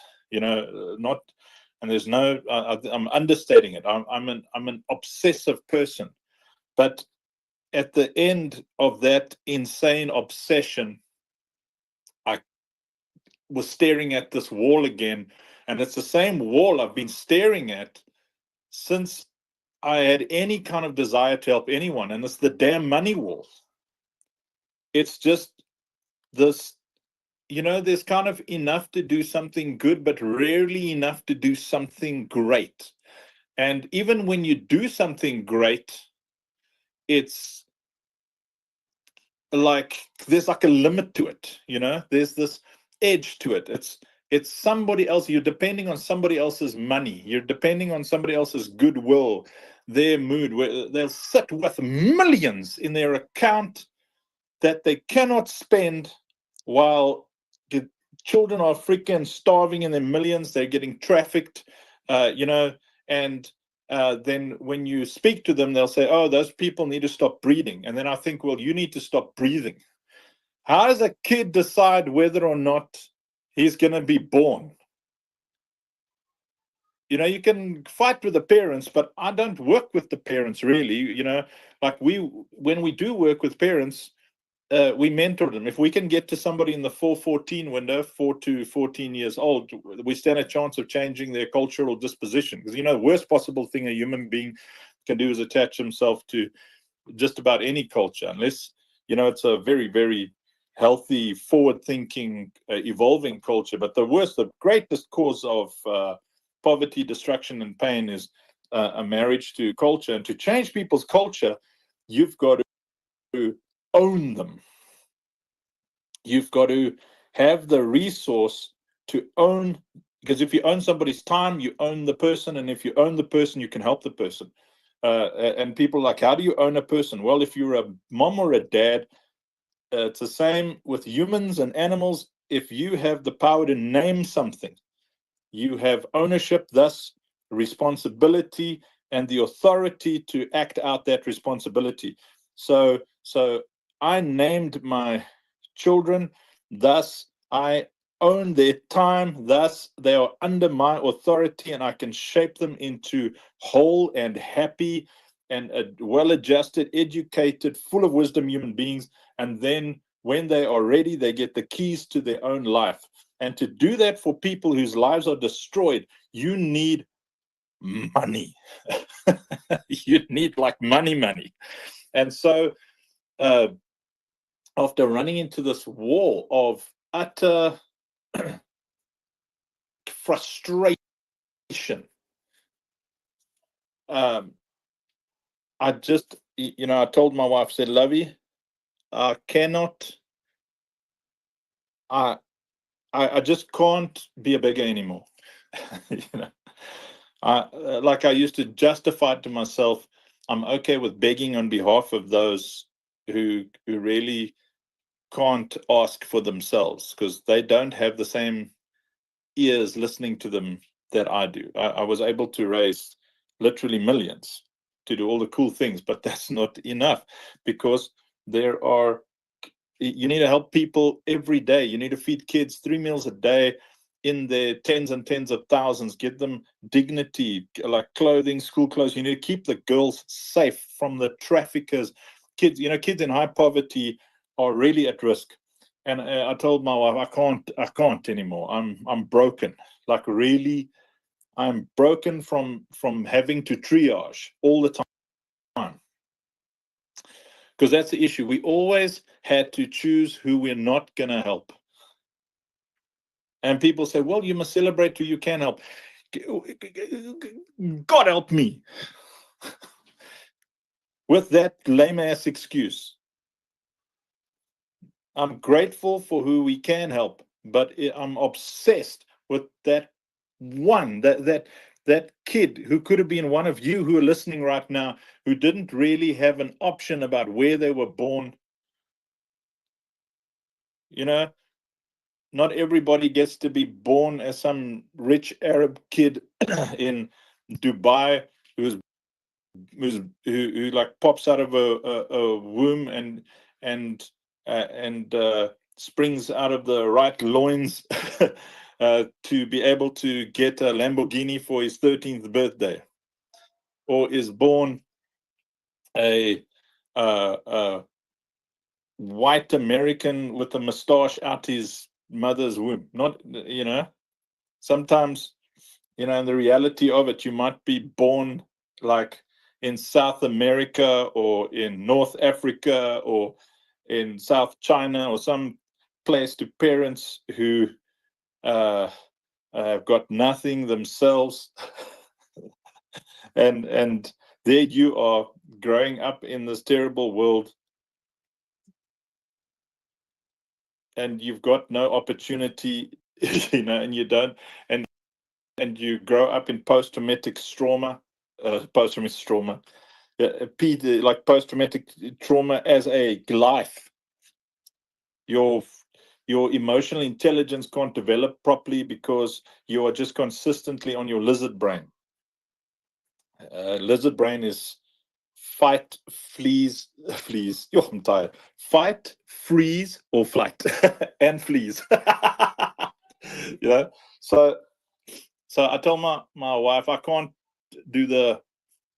just can't do the triage thing anymore. I cannot. I just standing here. You know, I'm not a cryy man, but I get so angry that I am crying, but there's no tears. You know, like I hate poverty, and more than poverty itself, I hate the effect of it on children who they didn't make any financial mistakes. They didn't make any bad decisions. They haven't even had a chance yet. So I told my wife, Lovey, we're going to lose a lot of friends.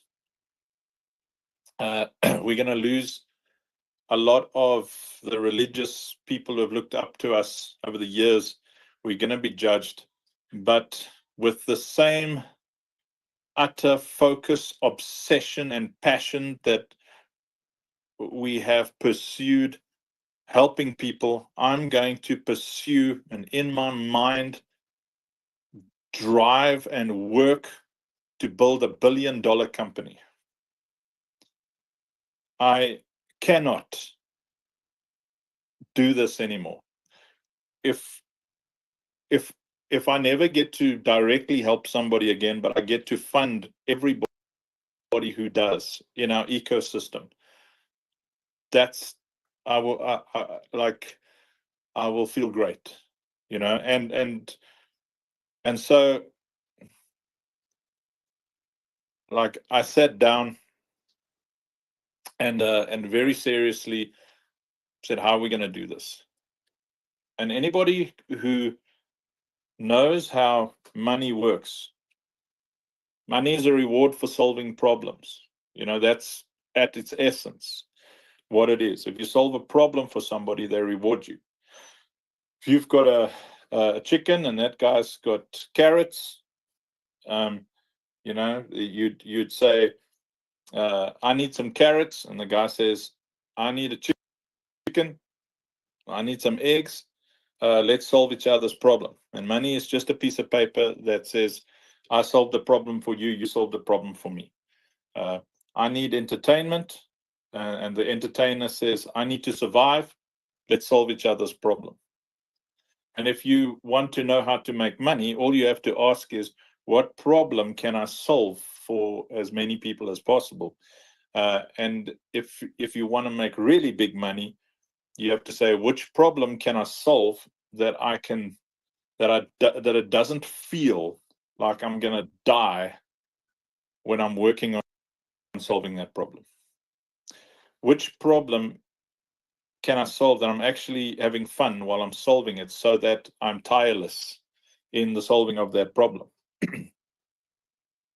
Because our motive is good. Just about everybody in our ecosystem are altruists. But how do we work for 20 hours a day to build something from scratch that is powerful, it is disruptive, it's forward thinking, and it has the potential to become something as insane? Because, you know, $1 billion company is a unicorn. That's a full-on flash in the pan in a hit-based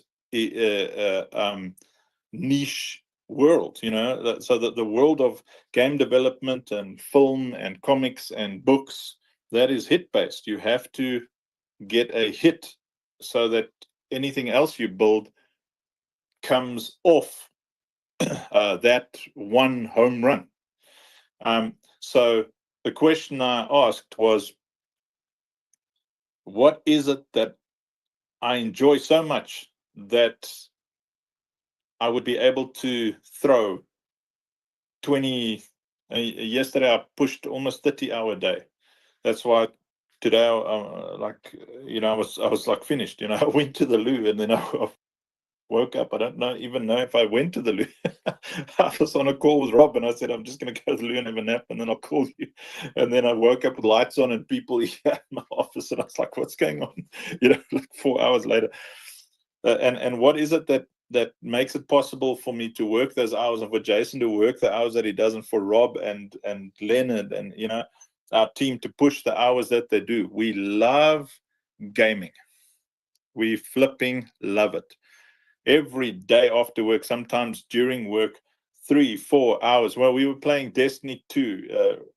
Robin Leonard and I probably spent more time together playing games than we have doing anything else.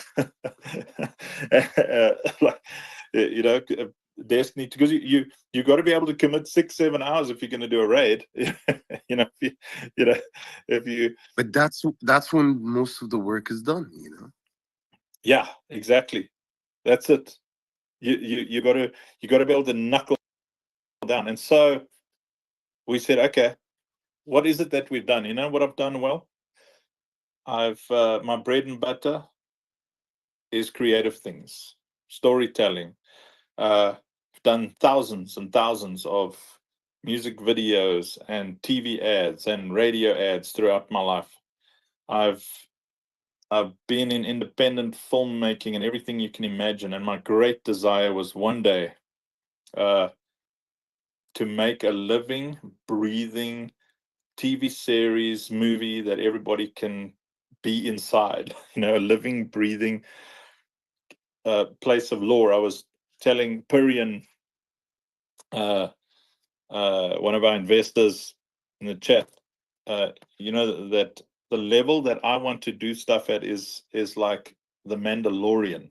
That I'm driven to have us all inside this ecosystem of a game that's like that. It's got that cinematic ecosystem, but that passion is what drives us. And then solving the problem of poverty expands because of Web3, where we can have anybody who plays the game. So it's not just us making money to solve our altruistic drive. We now have this product that has got a strategy where players need thousands of NFTs as individuals. It's 625 NFTs in one card of a minimum of a 20 to 25 card loadout to play in-game content. So in the end, you're looking at like 3 years from now, a high-level, top-end sweat lord player would need like 16,000 NFTs to be able to go and fight a dragon in a dungeon that can drop a prestige NFT. And that means that those things have utility in a hyper cinematic universe, and that is just one game. And we came up together with the concept for the Citadel because we are clan builders, we're community builders.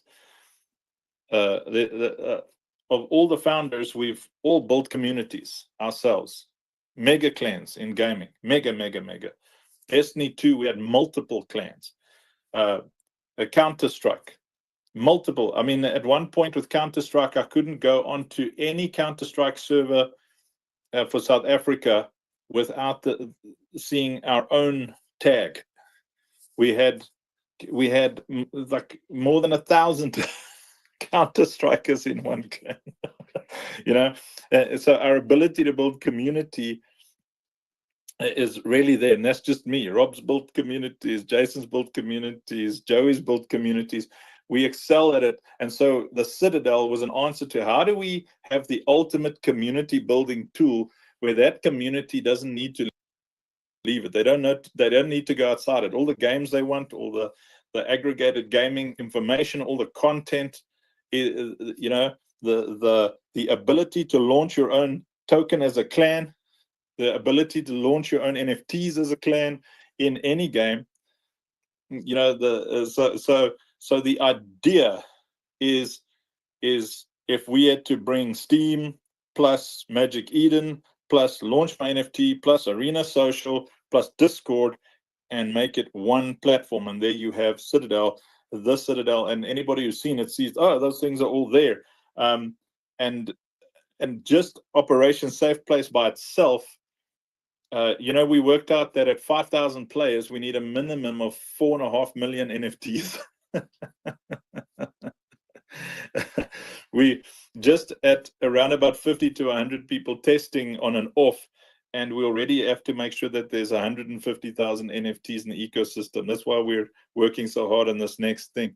And the entire, if anybody knows how the infusion system and the ecosystem works, it's utility upon utility in an environment that produces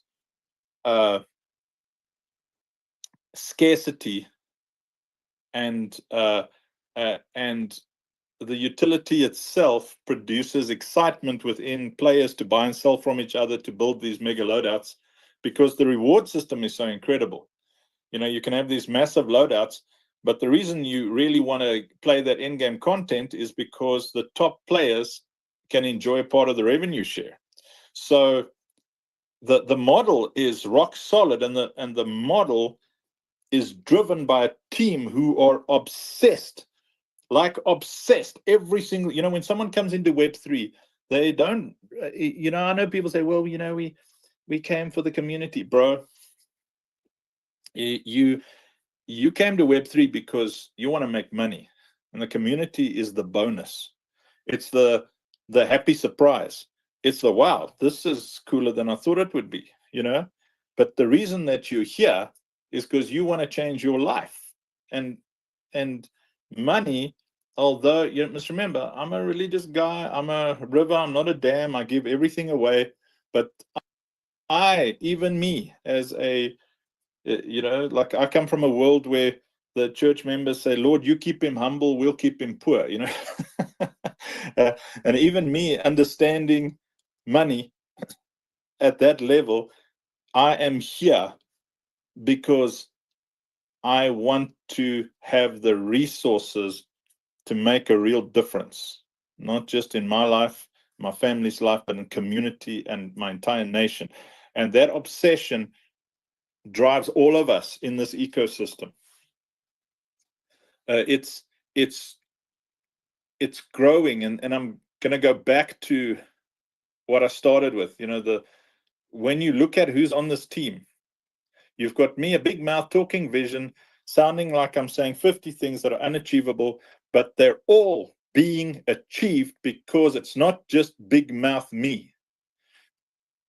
Web3 is full of visionaries who are driven and who have failed and who have come out of battles. But you don't fear the fresh-faced big boy with muscles on the battlefield. You fear the old man with all the scars who has survived 100 battles. That guy knows things that you have yet to learn. And that is our team. They are exceptional. As a matter of fact, I don't want to disrespect anybody here, so to take what I'm about to say with a cup of salt, but if you've never failed, if you've never lost, I don't take you seriously. I honestly don't.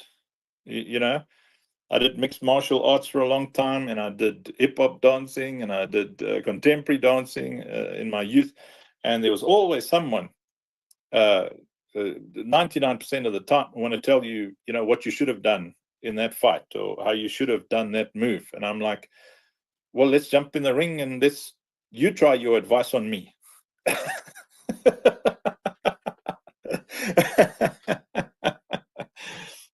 Like a veteran is going to tell you, that was great, man. You survived.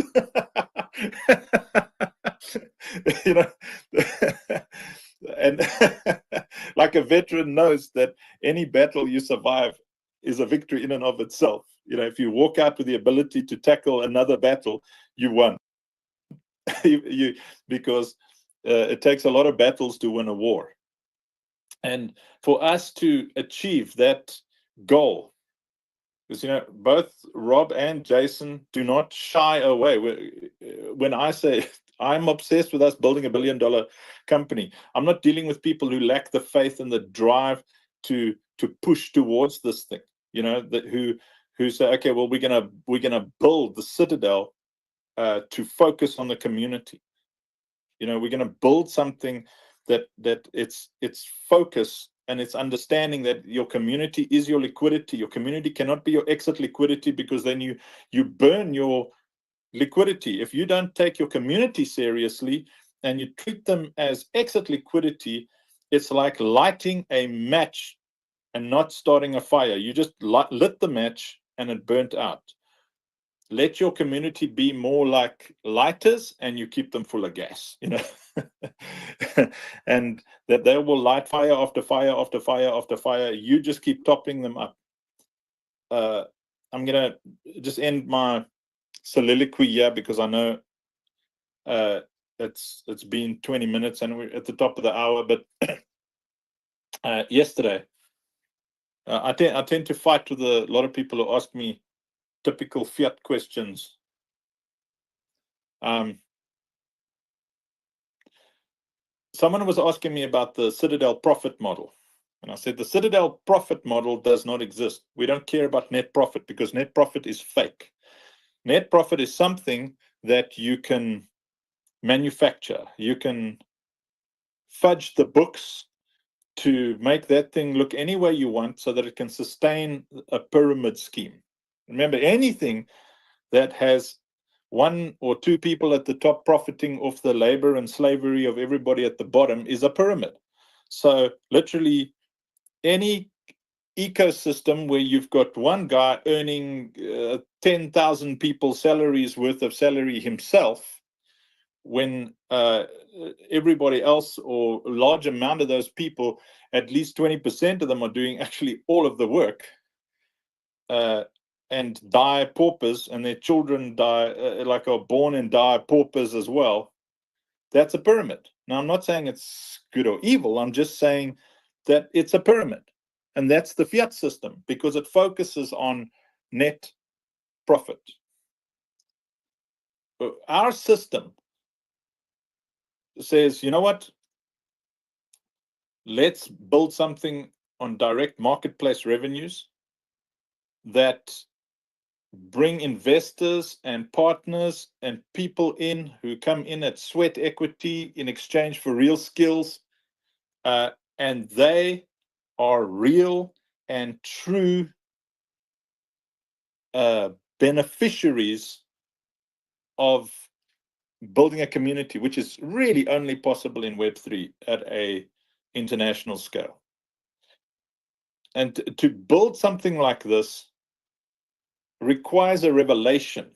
And this is my big sales pitch. It requires a revelation that if you enrich your community, if you are obsessed with not you becoming a millionaire, because that is inevitable, ma'am and sir, if your community is full of millionaires. If you want to build $1 billion company, become obsessed with creating 1,000 millionaires.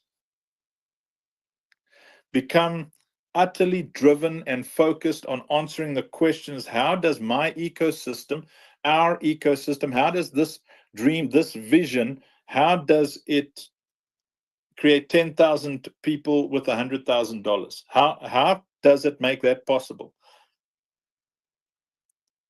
And obviously, as gamers, we know that if you give real monetary value to everything in an inventory, where someone in World of Warcraft could just offer you $1 for something that they don't want to go and farm,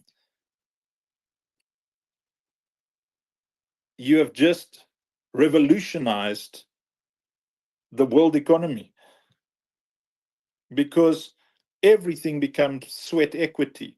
And if anybody can even pick up remotely what I'm putting down right now and get this revelation, it will blow your mind and cause you to think on a whole different level. Instead of focusing on how do I make money from this business, and this is a question that every single person in our community has to ask, it's how do I contribute to this vision? How do I contribute to this community in such a way that the person next to me makes $100,000?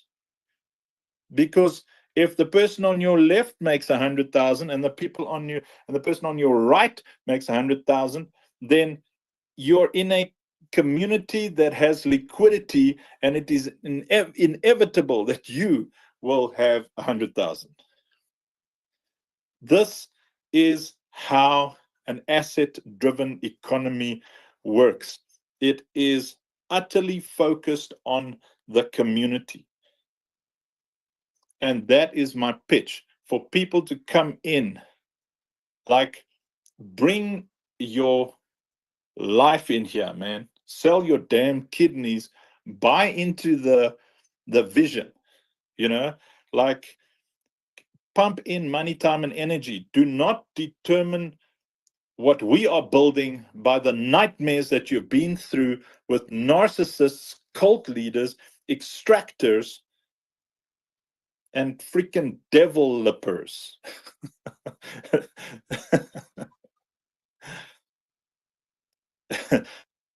Determine your commitment by your level of faith in who you see running with us. Look at those people and ask that question. Just ask the question, am I willing to fail next to that person? Because if you're willing to fail next to that person and try again until you achieve your goals, you will prosper with that person. Can I get an amen? Amen. And there's something that I wanted to add on top of this, apart from obviously, you know, our drive here is to build the community, to build awareness around everything that we're doing. There is an extra layer to all of this. So the assets, like Operation Safe Place Defense itself as a game, is one, multimodal. So there's many different modes of the game that will be essentially appealing to different types of players. There's multiple game types as well coming out based on the OSP universe. There's hyper-casual experiences that are tied to our IPs that we have that will be launching on Citadel. So there's a whole array of games and content that is interconnected, where the utility of assets goes beyond one single simple game, and there's nothing simple about OSP as a game. But on top of this, because we want to arm a community to be able to grow themselves off the foundations that we lay, is enabling, and Joey he caught the tail end of that meeting, is enabling people with the tools to build their own mini experiences, mini games that are monetized along with, be it their own assets or with our assets, be able to grow the IPs and again, monetize them. And what is being explored currently is actually the ability to then be able to sell entire games as NFT assets, enabling an entire new market that doesn't currently exist. So there's a lot of tools, there's a lot of elements that are coming to the Citadel, and there's a lot more alpha that is going to be announced soon. But we believe in tools, we believe in enabling, we believe in building that hub, that goal that I set out 3 years ago to have the ultimate hub for everything related to entertainment and gaming. And all of that is finally coming to life because there is a team that is one of the most spectacular groups of people that I've ever had the joy of working with. And I've been there building a Web3 unicorn. It's been done. And you know, the only thing that made it what it was community banding around something to push it beyond, you know, what people push meme coins for. This is value, this is games, this is gaming, this is entertainment, this is community building. And this is what we have been working our asses to the ground for the past 3 years to actually bring to life. And do it product first, and showcasing product and letting people touch product and let them see. We want people to see us succeed. We want them to be there When there's failures, we want them to see the rawness of it, because if someone only shows you the success, or they only show you the shiny nice things, they're keeping a hell of a lot from you.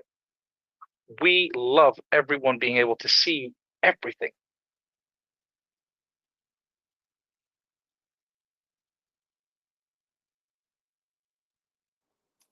I think let me do a CTA and then hand it back to Senior Choice.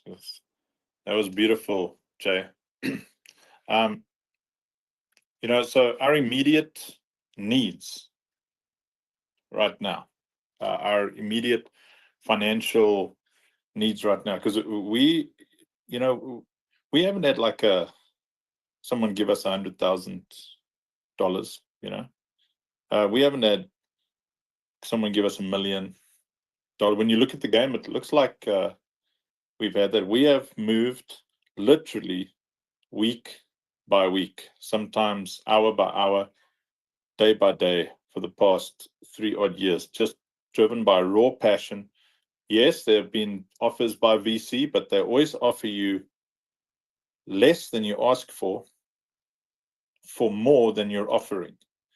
And we cannot do that, because if it was 4 or 5 of us who are going to share what the VC is offering, you'll take that life-changing money and you'll do a pump and dump TGE. They get their money back, your life has changed, and you build a mediocre game. But we can't take those deals where we get offered less than we need for more than we can afford to give, because then the community suffers. We have to, and we have, and we will continue to put the community first. But that means that we are in constant need until we have that angel who has got like a couple of $100,000 or, you know, more, you know, until we have that angel, we are moving at whatever we can raise as we go, you know, and right now we have to generate metrics, man. We've built a playable alpha and we're continuing to sustain it. And just to sustain that playable alpha is more than $2,000 a week. It doesn't sound like a lot of money to a lot of you, but it's heavy. Because at the same time, you know, there's a NGO in the background and there's all sorts of things, but it's a week. And every time we move a Citadel seat, every time we you know, we're out of OSP seats now, but every time we get a small investor at $1,000, $2,500, $5,000, you know, whatever it is, every time that comes in, it buys us a week or two, and we throw heart and soul. That's another reason we work the hours that we do, because you've got that dev, that group of devs, that specialist for that limited time, and we don't waste a cent, we don't waste a minute.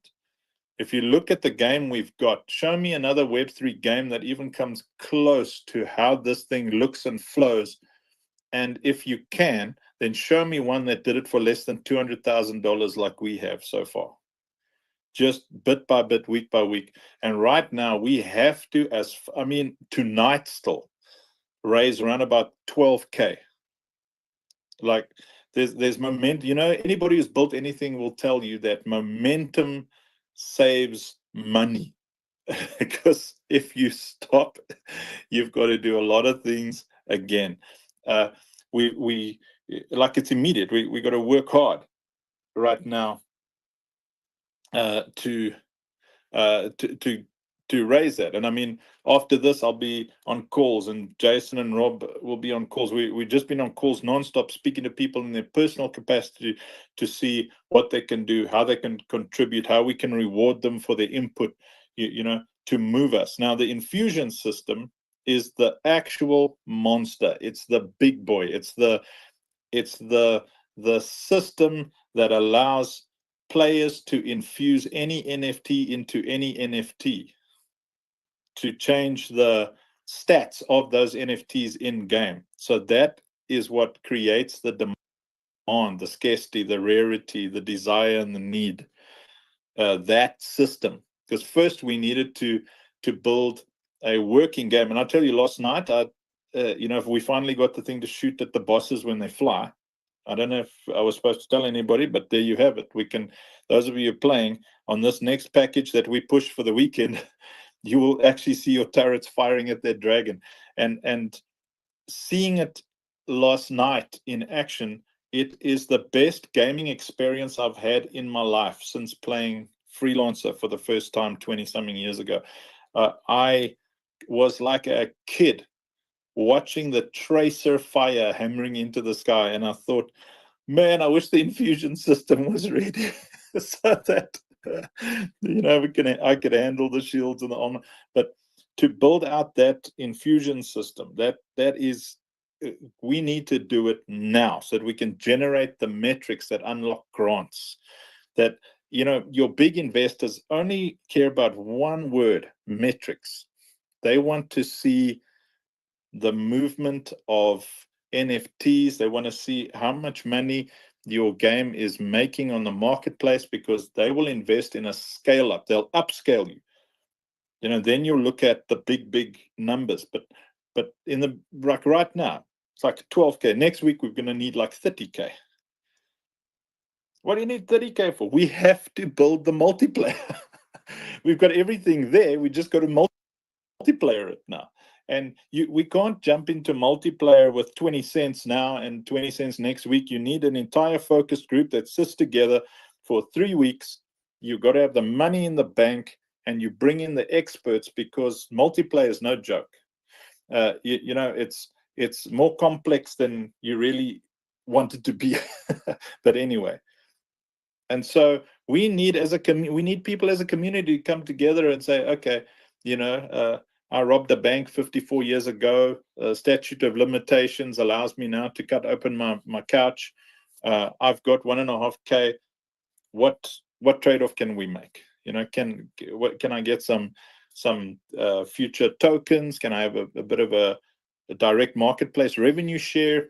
And we sit down and we chat with you from top to bottom, and to see how the thing fits you, how you help us build this thing, and how you help us build a community. But people ask, how much do you need to invest?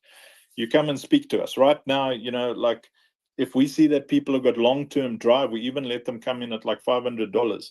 But generally, it starts at $1,000. Right now, the best positioning is $2,500 seats in Citadel, because that gives you a seat in every game that Citadel will ever make. And the call to action is, if you have some money now, then reach out to one of us now. Don't sit on this. We need to build this thing now. We need to move day by day, hour by hour, week by week. I know there's some of you listening who've got the power to change a lot of lives just with one phone call. I mean, you can reach out to me on a DM and 1 hour later put money in Binance. I've worked with people like that, and I've done that before. You've got the resources. Just set up the call. We'll show you anything that you want to see, but you can pick up that this is a team. It's not just one weird Viking-looking potential narcissist, charismatic weirdo. There is an entire team dreaming together, who have been driving through their own projects, and all of us have come together to build one beautiful monster that focuses on enriching our community. So my call to action is, if you have the ability, like, just DM me now before the end of the space, and let's climb on a call and help us move this thing forward. I've been too exhausted, really, to do personal calls, because usually that's how we move it a little bit forward. Jason and Rob have been focusing on a lot of corporate calls and speaking to some personal folks, but when we focus on the development side, the fundraising side starts to slip. So we need help there as well.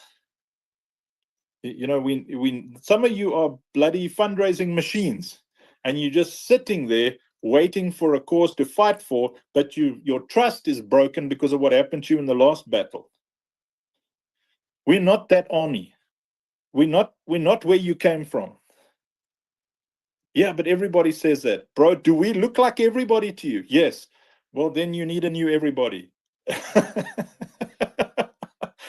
Yeah, yeah, and it's That's it not from me. easier Yeah. than that. It can be easier than that. So Andrew will tell you the why, Rob will tell you the how, I will tell you the what, and Jason will tell you what.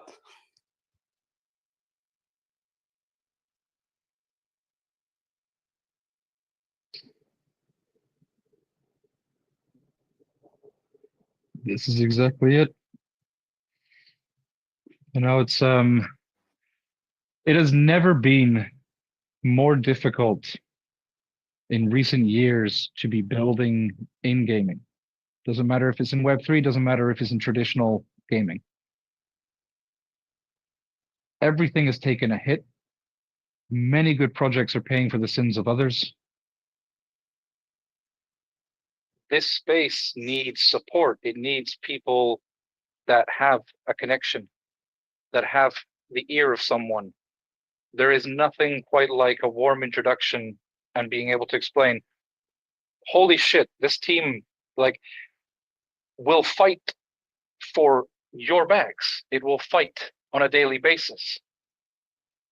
You know, what we achieved back in 21, where that team was on the ground literally fighting to push something innovative at the time. The end result was spectacular. It was spectacular because that is how you drive a community-driven project. That is how you build. That is how you grow, and the people around you grow. When you're doing everything from the ground up, not bringing in agencies, not bringing in externals, driving it yourself. And here, we're going to need more steering wheels in the front of this car because there's a lot of people driving.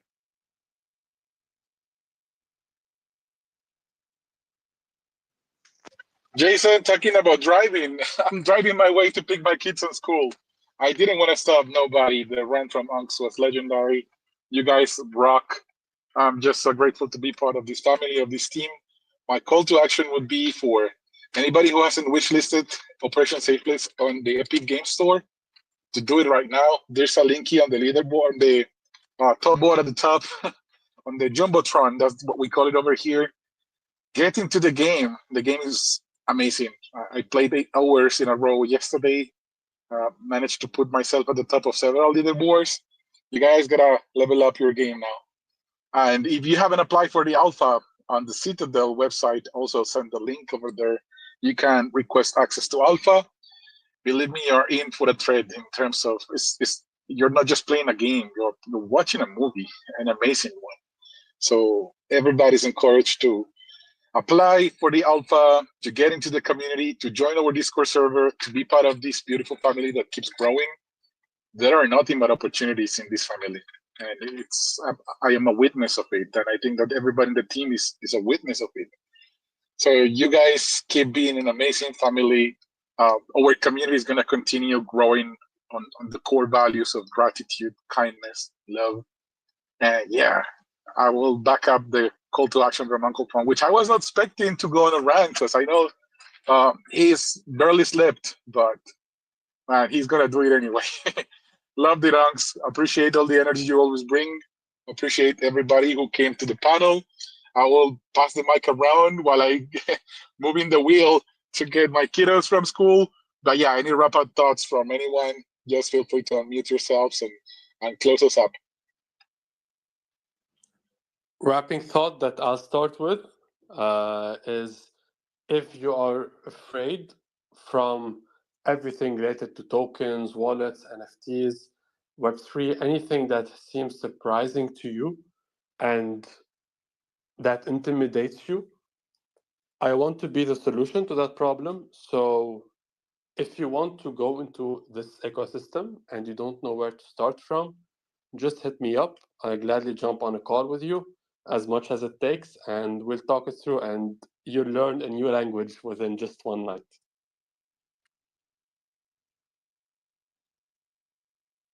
Appreciate you, Habibi. Thank you for joining us and for opening that door.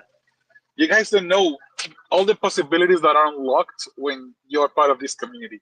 I've said it to the ambassadors, I've said it to people that I know, but you're just not becoming part of a wonderful family. Like you're unlocking networking, you're unlocking knowledge, you're unlocking emotional support, you're unlocking support on so many different levels that it's hard to list them. But appreciate it, Habibi. I know that you have so much to deliver, so much experience, and not just from the Web3 side, but from the human side as well.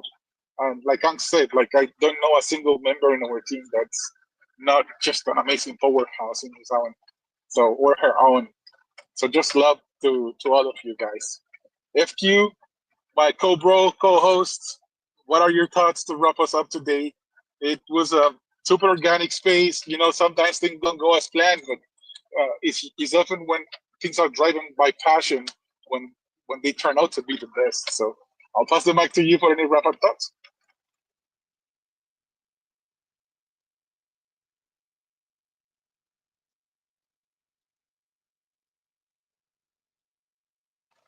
Is it just me, or I I think cannot he's low. hear? Yeah, it's in You stealth can hear mode, him? man. Oh, okay. Yeah, he unmuted himself, but probably is having issues with his internet.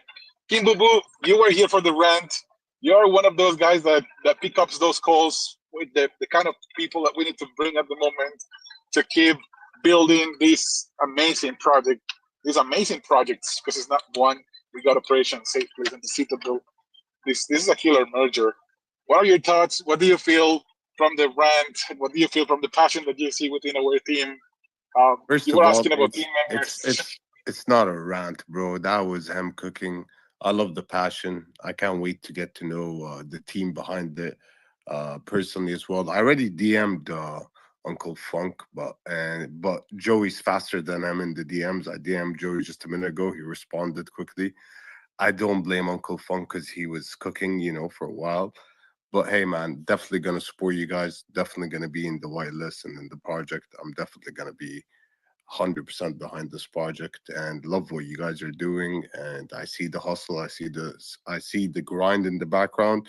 So I gave you the flowers in the beginning of this space. I'm gonna end it with giving you all your flowers. Habibi, mashallah, alhamdulillah, bring the fulus. Man, You deserve the appreciate you. falus. You guys deserve the falus. Inshallah, bismillah. Now Appreciate you're you for being speaking here. my language. Now you're speaking my language. We got an amazing community. It's an international one. We got people from all places, from all cultural backgrounds, religious backgrounds. And we're coming together because we are all part of bigger reasons. And that drives you regardless of where you're coming from. And that puts that passion in your heart and makes you excited for it. And keeps you smiling, and keeps you positive. And that's the best state you can be on when you're building something meaningful and beautiful. So I appreciate you, King Boo. Thank you for passing by, for dropping the flowers, and for wanting to be more involved with our project. We love that. I think that, yes, that would be it from my end. Any final words, Jason or Ons, before we wrap up the stage? Yeah, I mean, you can't really beat a good old unk on a soapbox. But yeah, like if kind of just to go back to what I said before, if there are people out there that have the ear of someone that would have the ability, if they can't, to support and aid us in pushing us forward, we want to build this with people and genuine people. And we need that support whilst we build. And it's like the power of many. You never know who you know. And if what we have achieved so far is a statement to what we can achieve, it's like that has been achieved with next to nothing. This team with resources, this team with the milestones that are just unmovable, they're set in stone, and every single time they're hit, no matter what. Reach out to people, assist us. There's a million different ways that people can be rewarded and welcomed into the community for support. We're genuine builders. We've been building in the space for years, and just look at what we're doing. And if you're able to help, help. And if you're able to connect, connect. And that's how we grow. So thank you very much. Appreciate the words, Jason. That's it, indeed. I know that there's always that someone that knows that someone that can come and make this project thrive and succeed. We are already very well connected, and we're not going anywhere. Regardless of the time that these people might take to arrive, we're still going to be building without stopping, and I'm sure about it. I've seen it. Building a reputation in this Web3 space is something that is not easy done. And there's a lot of people that have built it and has destroyed it just with a single bad decision. But there are just so many that come with that extractive mindset and fill my pockets, and then I don't care who gets robbed in the end, have been around. Yet you check this team from up to down, and all you see is people that is been working for 28 hours plus a day, just putting in QBs and everything. Oh, Alan is rugging you. Damn it, Alan. Yeah, he's obviously driving somewhere. Well, my final thought is back, Chief, within the word thing. Senior Choice is back. Oh, Guess I didn't who's know I back? was rugging. Guess who's back? Guess who's back? Yeah, I'm driving. The data network's not as good as the optical fiber at home. But yeah, to all of the team, because I've never seen a team that is built of, so much passionate people that's got an amazing reputation over space. Because, man, it's easy to find the ruggers, the structure in here. But we got together the cohort of the awesome people that's not just here for financial impact, but is here with bigger reasons that truly want to make you feel like you want to rally with them. So yeah, join our family, join the cult of awesomeness. We're here to change lives. We're doing this for Lucille, for Athera, and we're gonna keep every girl and boy safe. It's been a pleasure, guys. Safe. Let's go. Let's go. Love you, family. I'm gonna request the picture from my kids now to give my kids out. But yeah, have a wonderful rest of the day. Catch you in a while once I get back home.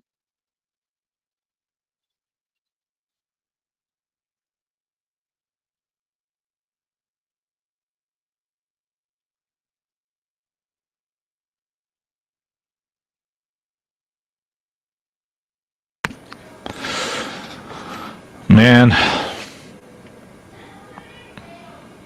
great team, eh? Let me try and find all the things so that we can thingy the things that thingy off the thingies. So that one. Yep, there we go. And over here, stop screen share. That one. There we go.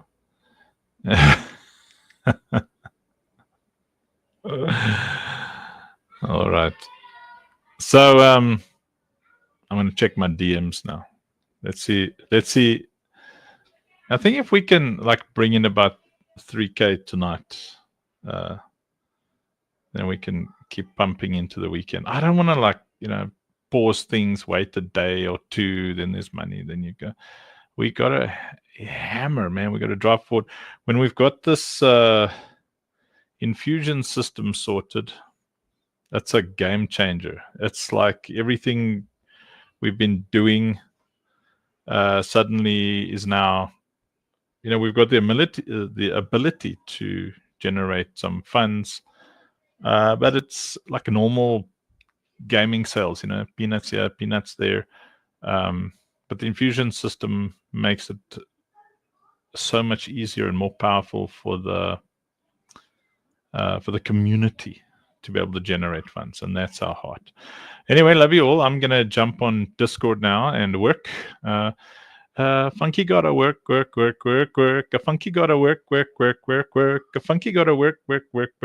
His body wants to sleep. But funky gotta work. Funky gotta work. Funky wants to sleep. But funky gotta work. Funky work. Funky gotta work. Yeah, you can clip that. Funky gotta work. Funky gotta work. Funky gotta work. Yeah. Whatever, bro. Love you all. Bye. Except people on